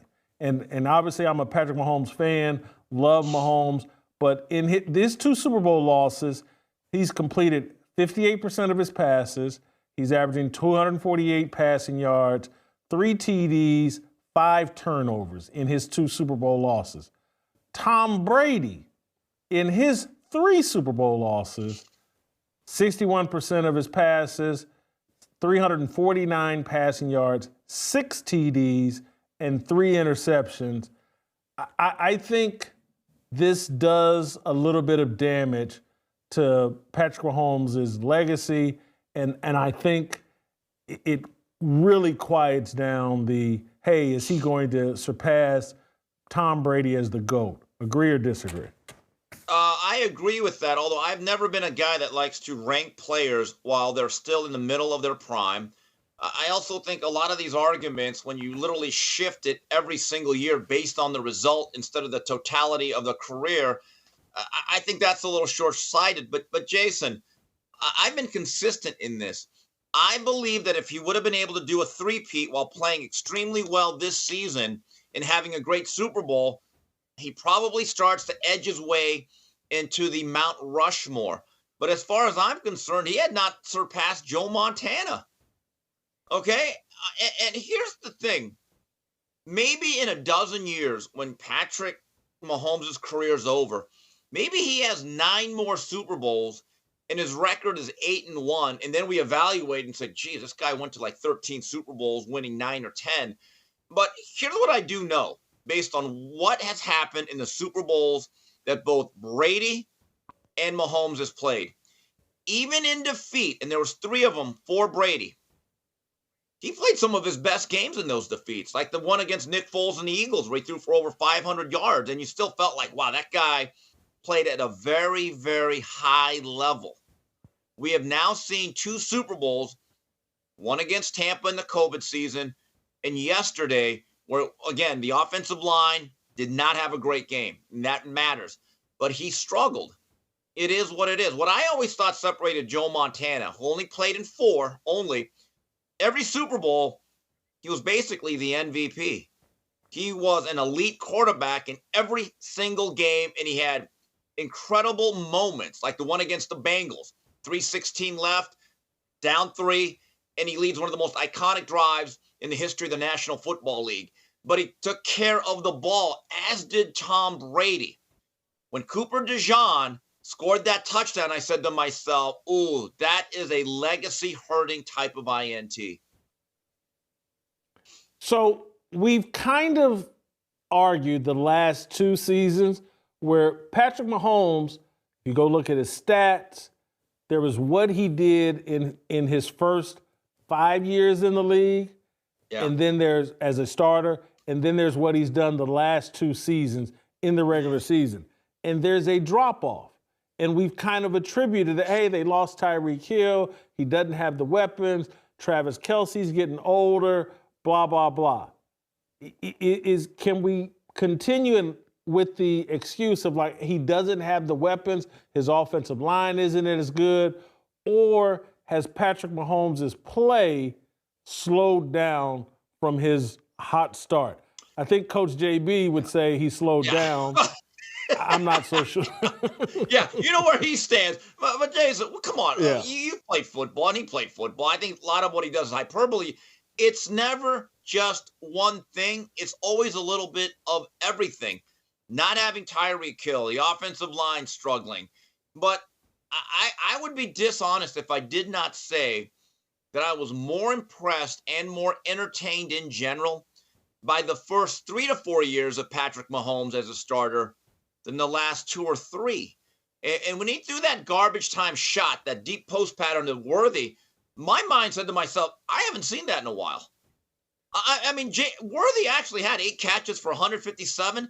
You want to talk about empty calories, but I said to myself, they need more of that. I actually believe the Chiefs, for a team that nearly won 3 Super Bowls and went to 3, which is certainly a great achievement, they actually have some tough decisions to make, Jason, in my view. What do you do with the declining Kelsey, who has now eroded athleticism? Do you have to completely rebuild that wide receiver unit, which had a lot of older guys out there that are on the very tail end of their careers? And certainly, you have to think about retooling that offensive line. These windows in the National Football League, they open quick, they close even faster. Can they do that in one offseason? Can they fix all that's wrong in one offseason? If I'm the Chiefs, I kick the tires on Cooper Kupp and Tyreek Hill. I mean, Jason, you have Patrick Mahomes right in his physical prime still. Okay? So if you want to make this more of an offense based on the perimeter threat, because you know Kelsey's not the same guy, running backs, you can get a good serviceable one between rounds 3 and 5, just like they did with Pacheco. And if you get a couple of offensive linemen, I don't think it's out of the realm of possibility, given what Andy Reid can cook up, that they would be right back in the thick of things. Let's not panic here. They are still a top 5 team. What was proven yesterday, they just may have not been the second best team in the National Football League. Well, that's part of my belief, is that I think the Chiefs were overrated this year. I think they said yesterday that they had to come from behind in 12 of their victories, maybe, I think they said. Yeah. And so what I felt like we watched during the regular season was a 9-8, 10-7 football team that somehow won 15 games. And so it makes me ask this question to you. Were the Chiefs overrated? Yes. Or did we underrate Philadelphia and Philadelphia is just that good? A little bit of both. And the latter, I think, is true. Philadelphia is an excellent team that had the least amount of injuries, who peaked. Now, one of the things that you look at any team, Jason, when you look ahead, you always look back at the previous season and you look at how many one-possession games did a particular team win. And there's always this regression to the mean. So there have been teams that'll go like 9-1, 10-0 in one-possession games. Gamblers will tell you the next year, get off that team. Because just the law of averages will tell you, ball will start bouncing away, a kick will go here or there, you'll have a turnover here or there. But Jason, I think me and you have been consistent in this. Even when they were 10-0, 11-1, whatever their record was, we kept saying to ourselves, are they as good as this record, or is it a mirage? I'm going to give them a very backhanded compliment. They might have been the worst 15-2 team I've ever seen, because they were not dominant. When I think of teams that win more than 13 or 14 games in a National Football League season, so we're talking about the 85 Bears, 84 Niners, 86 Giants, teams of that ilk. By the end of the year, they start blowing teams out as they ascend. Week after week, the Chiefs would somehow find a way to win games. They didn't. And Jason, as just a football historian, as someone who's very neutral in this, I'm actually very glad the Chiefs not only just lost, but got blown out. And I'll tell you why. Because when I think about this team, and I said, what if they somehow win it? Let's say they win another fluky game, 31-28, with a couple of flags that everyone's going to talk about. I just kept thinking to myself, is this team really at the level of the Lombardi Packers?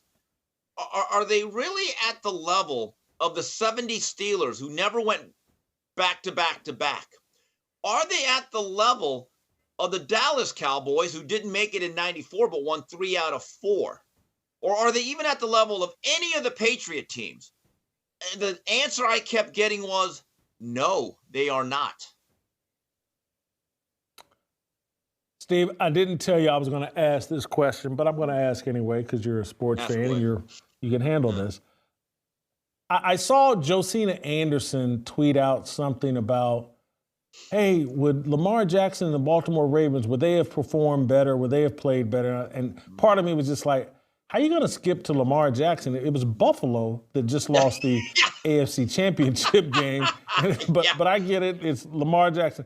But it does lead me to the question, would Buffalo or Baltimore have been a better matchup against the Eagles? I think we were all in agreement, hey, the Eagles are just better than the Chiefs, but the Chiefs keep figuring out ways to win games.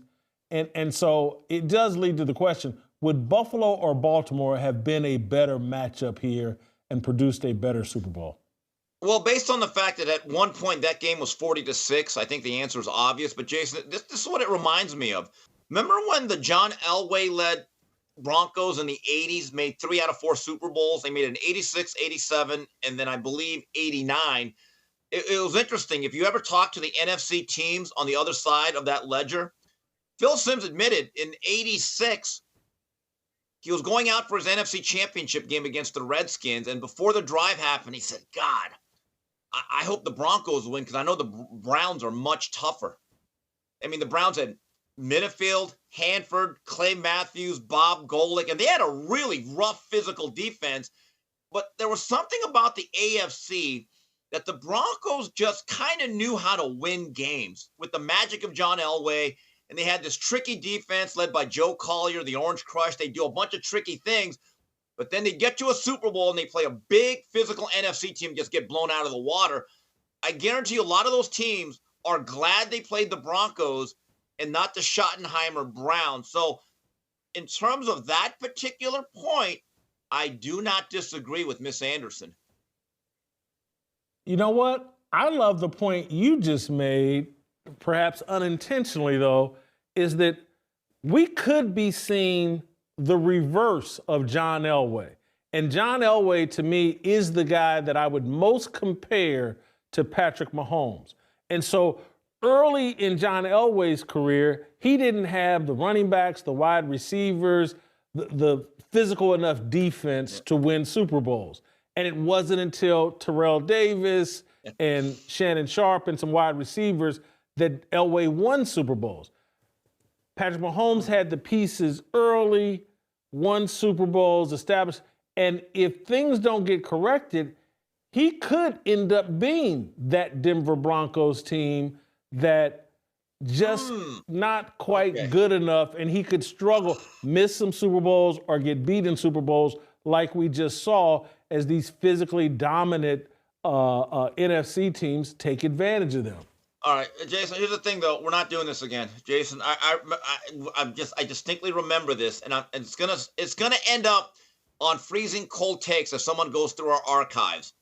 Do you remember about 3 years ago when Joe Burrow led that comeback at Arrowhead from 24-7, and the Bengals ended up going to the Super Bowl where they played the Rams? Me and you did a show where we said, you know what, Mahomes? He might be Dan Marino. Might be go to a couple Super Bowls early, and he may never get back, Jason. He's been to 3 since then, and he's won 2. So let's see what this free agency period and the draft does. When you still have Andy Reid, you have a shot here. So let's not be Nostradamus here just yet. You've just made another great point of the difference is that John Elway early on had Dan Reeves, who just good coach, but not the great offensive-minded coach. And they had to get a Mike Shanahan, was also a part of the winning formula for Elway. He's already got Mike Shanahan, but I will say this. Andy Reid made it sound like there's a possibility that 2025 could be his last season. And now without Andy Reid, you know, Patrick Mahomes, I'm not sure if he's the same guy. There's no doubt that Andy Reid, if I'm not mistaken, came up as a Packers assistant under Holmgren. His first job was in '99 with the Philadelphia Eagles. So he's put in right around a quarter of a century. It's not out of the realm to say, well, he's probably closer to the end than he is the beginning of his head coaching life. So that is a factor. Wow, I hadn't thought about that. So if you get one more year of Andy Reid, then Jason, if he's had those conversations, it's time to bring back Tyreek Hill and bring in Cooper Kupp. Go all in. Go all in next year. I do think you got to upgrade the receivers as well as the offensive line. Because, again, it's like with Philadelphia, that team, that offensive line, A.J. Brown, Devonta Smith, Jalen Hurts, not a great quarterback, but certainly can take advantage. They got Saquon Barkley. They got a defensive – Philadelphia is going to be back and is going to be a problem. I'm just sorry, and there's other competition in the AFC as well, but man, we all felt, and this isn't revisionist history, we said it in real time, like, hey, Philly's the better team. And that got proven to be the case. Steve, let me ask some questions about the Philadelphia side of this. Do you have a problem with Jalen Hurts winning the MVP of the Super Bowl? In my view, the most valuable player was that front four led by Jalen Carter. But like most awards of this nature, it is about the quarterback.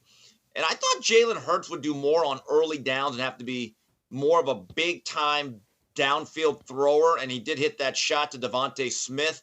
But in my view, if I had a vote, and this has actually been done before, it's one of those old Super Bowls in the 70s when it was Randy White, Harvey Martin, and I think another defensive lineman, the Doomsday Defense. They were given the co-MVP award of that game. That's who I would have given it to. I thought it was an amazing stat, Jason. As you're watching the game at a party, you're not into it as much. But the fact that Vic Fangio, their coordinator, didn't dial up one pressure, that everything was a four-man front and you dropped 7, and you're able to harass him the way you did, it's just an amazing job. So Jalen Hurts, as a quarterback, was going to win the award. It should have gone to the defensive line. Yeah, don't forget about Sweat. He had 2.5 sacks. Josh Sweat, yep. Yeah. And by the way, I'm trying to remember, because Chuck Howley, I believe, was the Super Bowl MVP, maybe even in a loss. On a losing team. Yeah. Did they lose to Miami? Or no, who that did they was lose the game to? Not Miami. that they blew it to the Baltimore Colts. Jim O'Brien with that late field goal in what's one of the worst Super Bowls in the history of mankind. Yeah, I want to remember exactly who. I think Ray Lewis has been Super Bowl MVP, Richard Dent. Of course. Oh, yeah. It was just Randy White and Harvey Martin. There wasn't a third person. Randy White and Harvey Martin. Randy White, one of the greatest nicknames or ways of half man, half monster, the Manster. He was really good. I don't have a problem with Hurts, particularly when you add it. He ran the ball well in the latter parts of the game, or when the game was actually competitive. Obviously, the defense really did key that victory, got them the big lead, shut down the Chiefs. The Chiefs didn't cross the 50-yard line, I don't think, in the first half, or not until late in the first half. It was crazy what their defense did and accomplished. Jason, there's this one side. I'm sitting with Darnell, your boy Smitty, we're watching the game, and they flashed up, and it just stood out. At a certain point in the game, it was almost like 219 total yards for Philadelphia, and Kansas City had 38. I mean, look, stats can lie, but that told you everything. At 10-0, you kept thinking, okay, they're still in the game. Kansas City has the ability to come back. They know how to play poised football. They've been here before. But as soon as Cooper DeJean housed that INT, I thought the game felt over right then and there, because they were not going to be able to overcome a 3-possession lead against that defense. Actually, I thought it was over earlier than that, and I just thought that was like, okay, yeah, I'm right. I'm just early the first 2 series, And, like, the only reason why the Chiefs held on early in the game is because of that bad PI that was called on A.J. Brown. And I know what it looked like. He looked like he really shoved the guy's face mask or whatever. But that was a bad PI. And Philly, to me, very early on was like, holy cow, their offensive line is dominant. And even though they couldn't get Saquon Barkley, it's like the Chiefs have sold out so much to stop the run that once the refs get out of A.J. Brown's way, and then Dotson and then Devonta Smith, it was just like it was a pile on.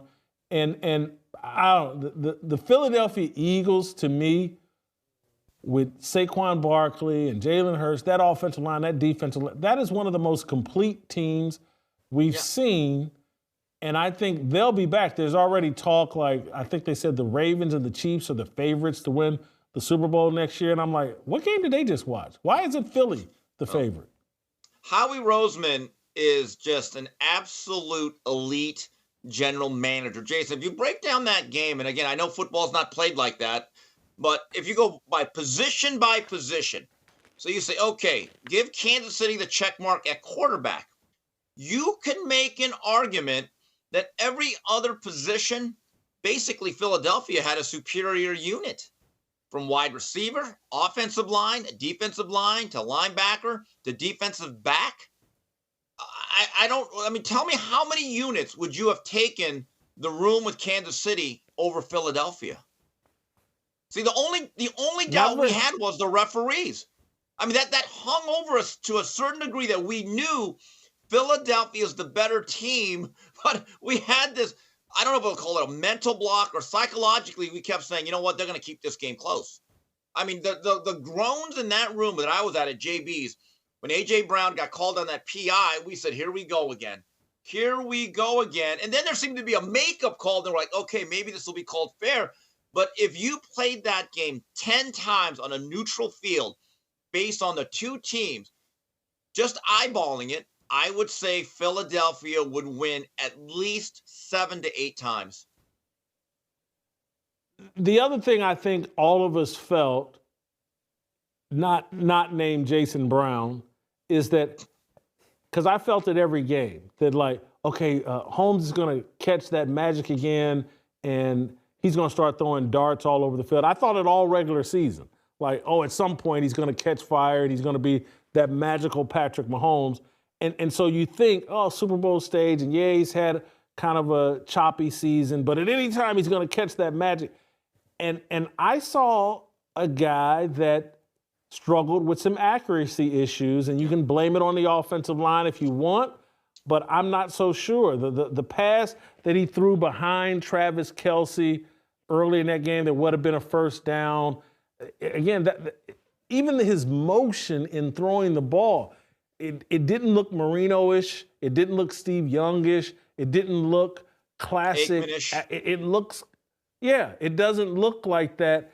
And so I was always thinking, well, at some point he's going to revert to factory settings, and he's going to be the guy we saw that threw 50 TDs and 40 TDs early in his career. And it just never happened this season.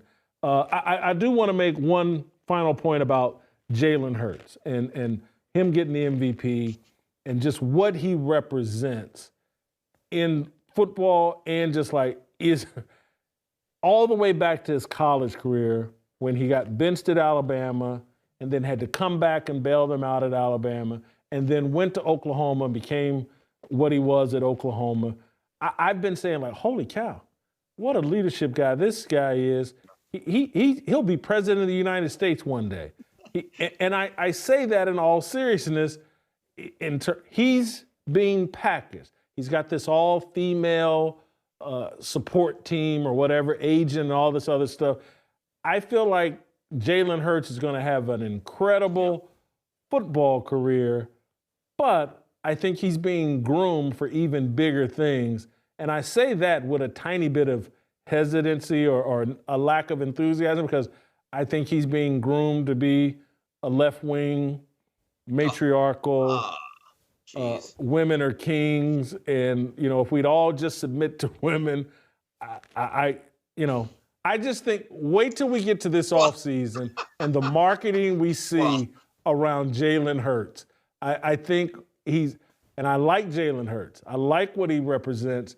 I don't like the matriarchal stuff, but I think we're about to see Jalen Hurts shoved down our throats as the guy. And it's almost like, hey, Mahomes, you've gone a little too Christian for us. You can be replaced. We got a better team over here in Philadelphia, and Jalen Hurts stands for all the right values in their mind. Well, 2 words when it comes to Jalen Hurts and his background. Fathers matter. There's a young man with discipline, focus, who understood about working within the team unit and overcoming adversity and then making the best of a bad situation. People forgot when he got benched at Alabama, he actually came in for the SEC championship game a year later and bailed out Tua against Georgia at the Dome. I remember watching that game going, wow, and then he ended up transferring, having a great year at Oklahoma. As for his political or presidential aspirations, I'll say it right now, he's still more coherent than Kamala Harris. So if that's the standard, he already exceeds that. Jason, I want to make one point here. You got something you talked about earlier. That commercial, that Nike commercial, oh my God. That's one of the few commercials I actually got to see, and I'm watching it. I knew right from the beginning when they showed the 3 white guys walk in, I go, oh, here we go, guys. Here we go. And then they had the thing. Oh, no, hold it. Just for clarity, that's not the Nike commercial. That's the NFL commercial. Okay, the NFL about commercial. flag football. Okay. Yeah, go ahead. This one right there. So, and I'm thinking, oh, here we go. Here we go. And when they did that little showdown, I don't know about you, I was hoping Brad would hit her like Leonard Marshall hit Joe Montana or Jim Burt. I was hoping he'd light her up. And I just knew where this was going. But I have a question. So wait a minute. So it's obviously a school that has some integration, right? Because we liked integration. So you're telling me there's no black guys that are actually on the tackle football team. So just the women who are black are playing flag football, but the brothers are just, we're not playing no football. Really? Okay. That's the way you want to do it, but oh God, what a terrible commercial that was. Jeez. Hey, look, maybe it was my high school that, we had a significant number of black athletes and black students at the school, but Jeff George was our best athlete. He's the quarterback. He's the quarterback, though. He's the quarterback. I got it. Come on. I got it. But that was one of the first thoughts that ran through my mind. Exactly what you're talking about is like, oh, we're talking 1985, and they're acting like the best athlete at this integrated school is some white guy named Brad with a what do they call it? A mohawk? Not a mohawk. A mullet. A mullet. Yeah, with a mullet. He's the best athlete. I was like, cut it. Everything they did there was farcical, and the guy with the mullet is the best athlete at the school. Yeah, it was all built on racial themes. And it's done to denigrate black men. Black men, we're supposed to cheerlead black women. That's our job. That's our role in this society. They're actually going to carry us. And the NFL's putting this out. A league dominated by black football players is saying that, in 1985 was white guy Brad with the mullet. Remember the Titans. Remember the Titans back then. Jeez. Yeah. Where's Coach Boone? Good grief. Yes. Burt here. Yeah. I agree with you. I thought that was odd and interesting and intentional. Are you done with the Super Bowl? Because I got a couple of non-Super Bowl questions. Yeah, I'm done with the Super Bowl. I'll turn the page. Jay Glazer's reporting that Aaron Rodgers flew out to New Jersey, talked with the Jets, and that the Jets don't plan on Aaron Rodgers being their quarterback in 2025. Your thoughts? I was under the impression, because I saw reports that, hey, maybe Aaron Glenn wants him.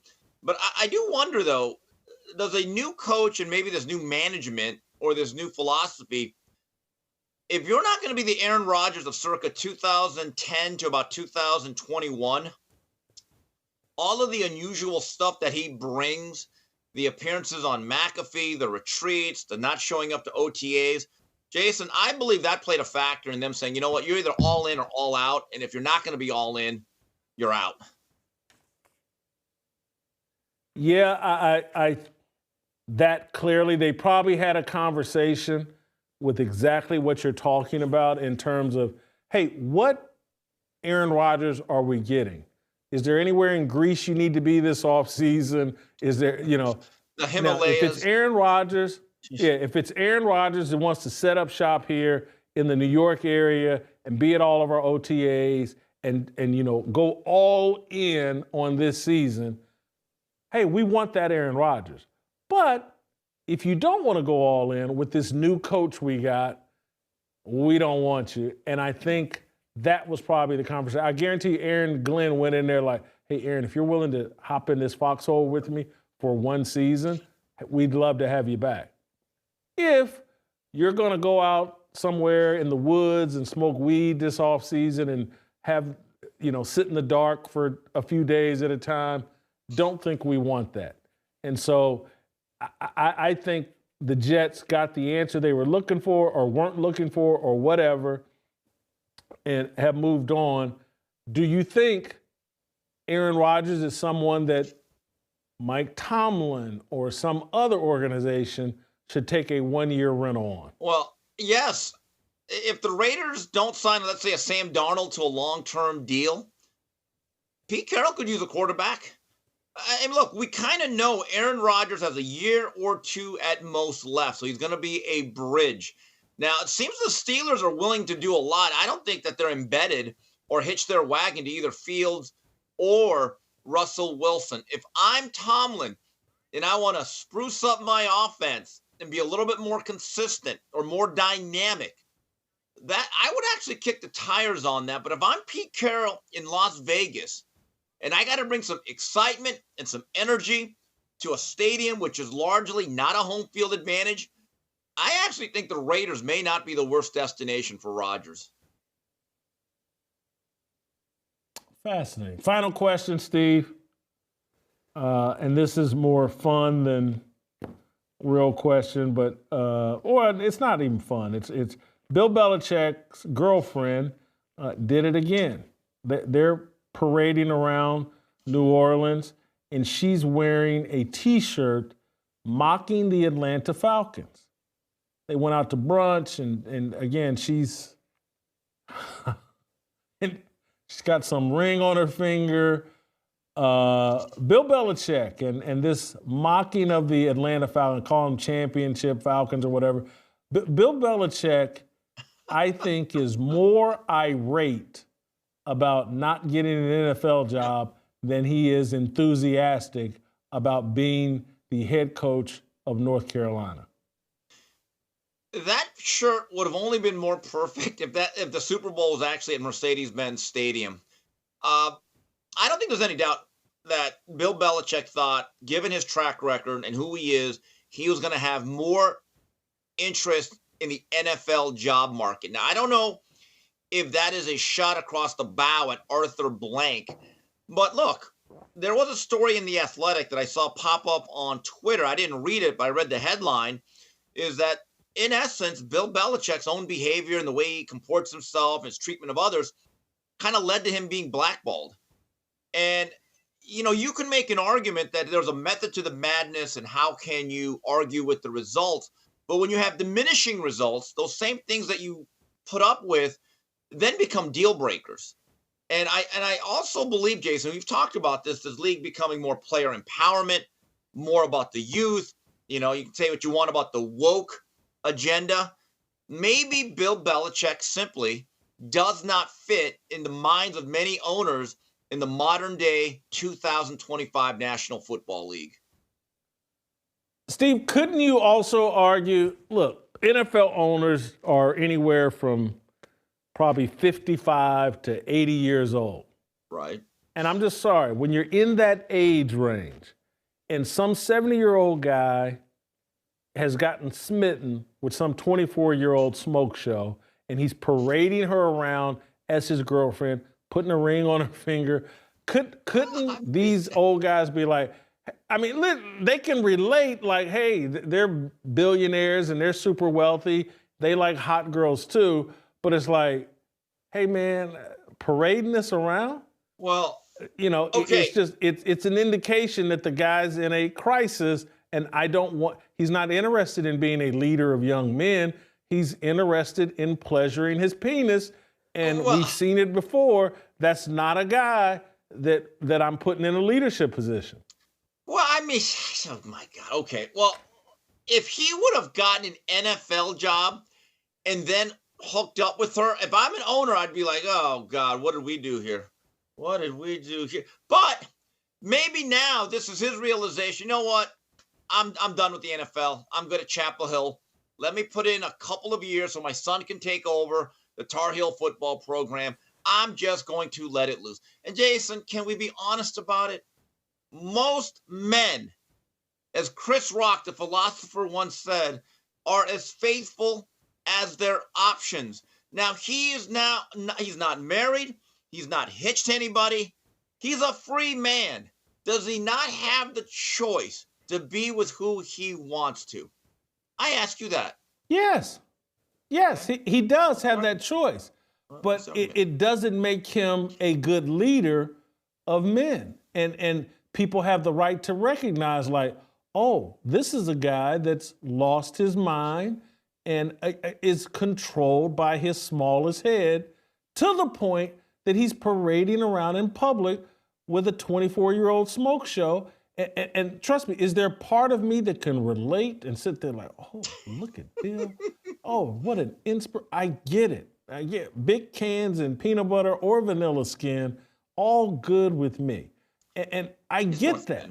But if I'm going to be a leader and if I'm looking to implant someone in a leadership position, it's like, hey, don't do that, Bill. And you know what? We're not going to, your late life crisis, we're not going to be a participant in that. We got too many cheerleaders running around here. When you get tired of that one, when you get tired of that one, who's next? Yeah.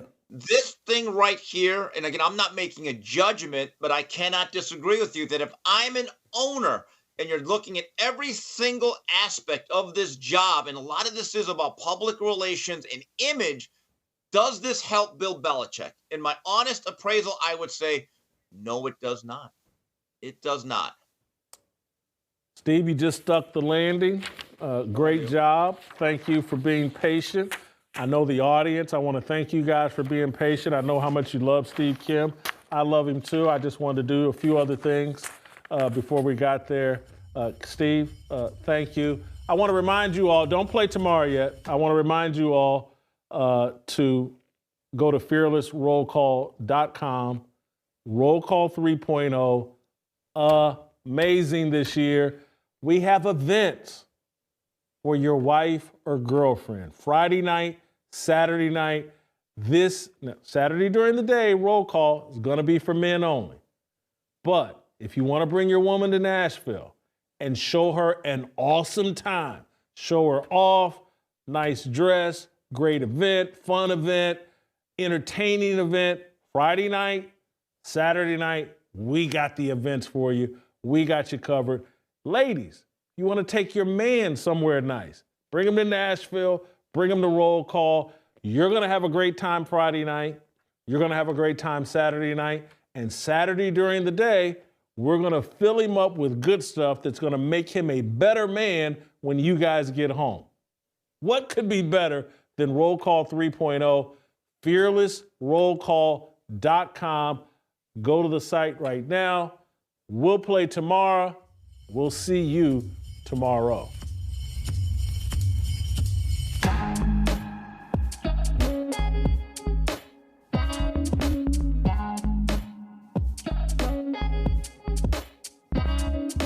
Waiting for the countdown, coming off the breakdown, standing in line for freedom. Looking for a breakout, feeling like a standoff, nothing in life like freedom. Came like a fighter, striking like a ladder, making all these moves for freedom. I want freedom. No negotiation, my sister, no relation. We all just wanna have freedom. Sitting on a corner, never been alone. I'm breaking my back for freedom. Blessed We are living, get back. We are receiving, all deceiving. We all wanna be free. We want freedom. I just want, I wanna be. I just want, I wanna be. I just want, I wanna be. I just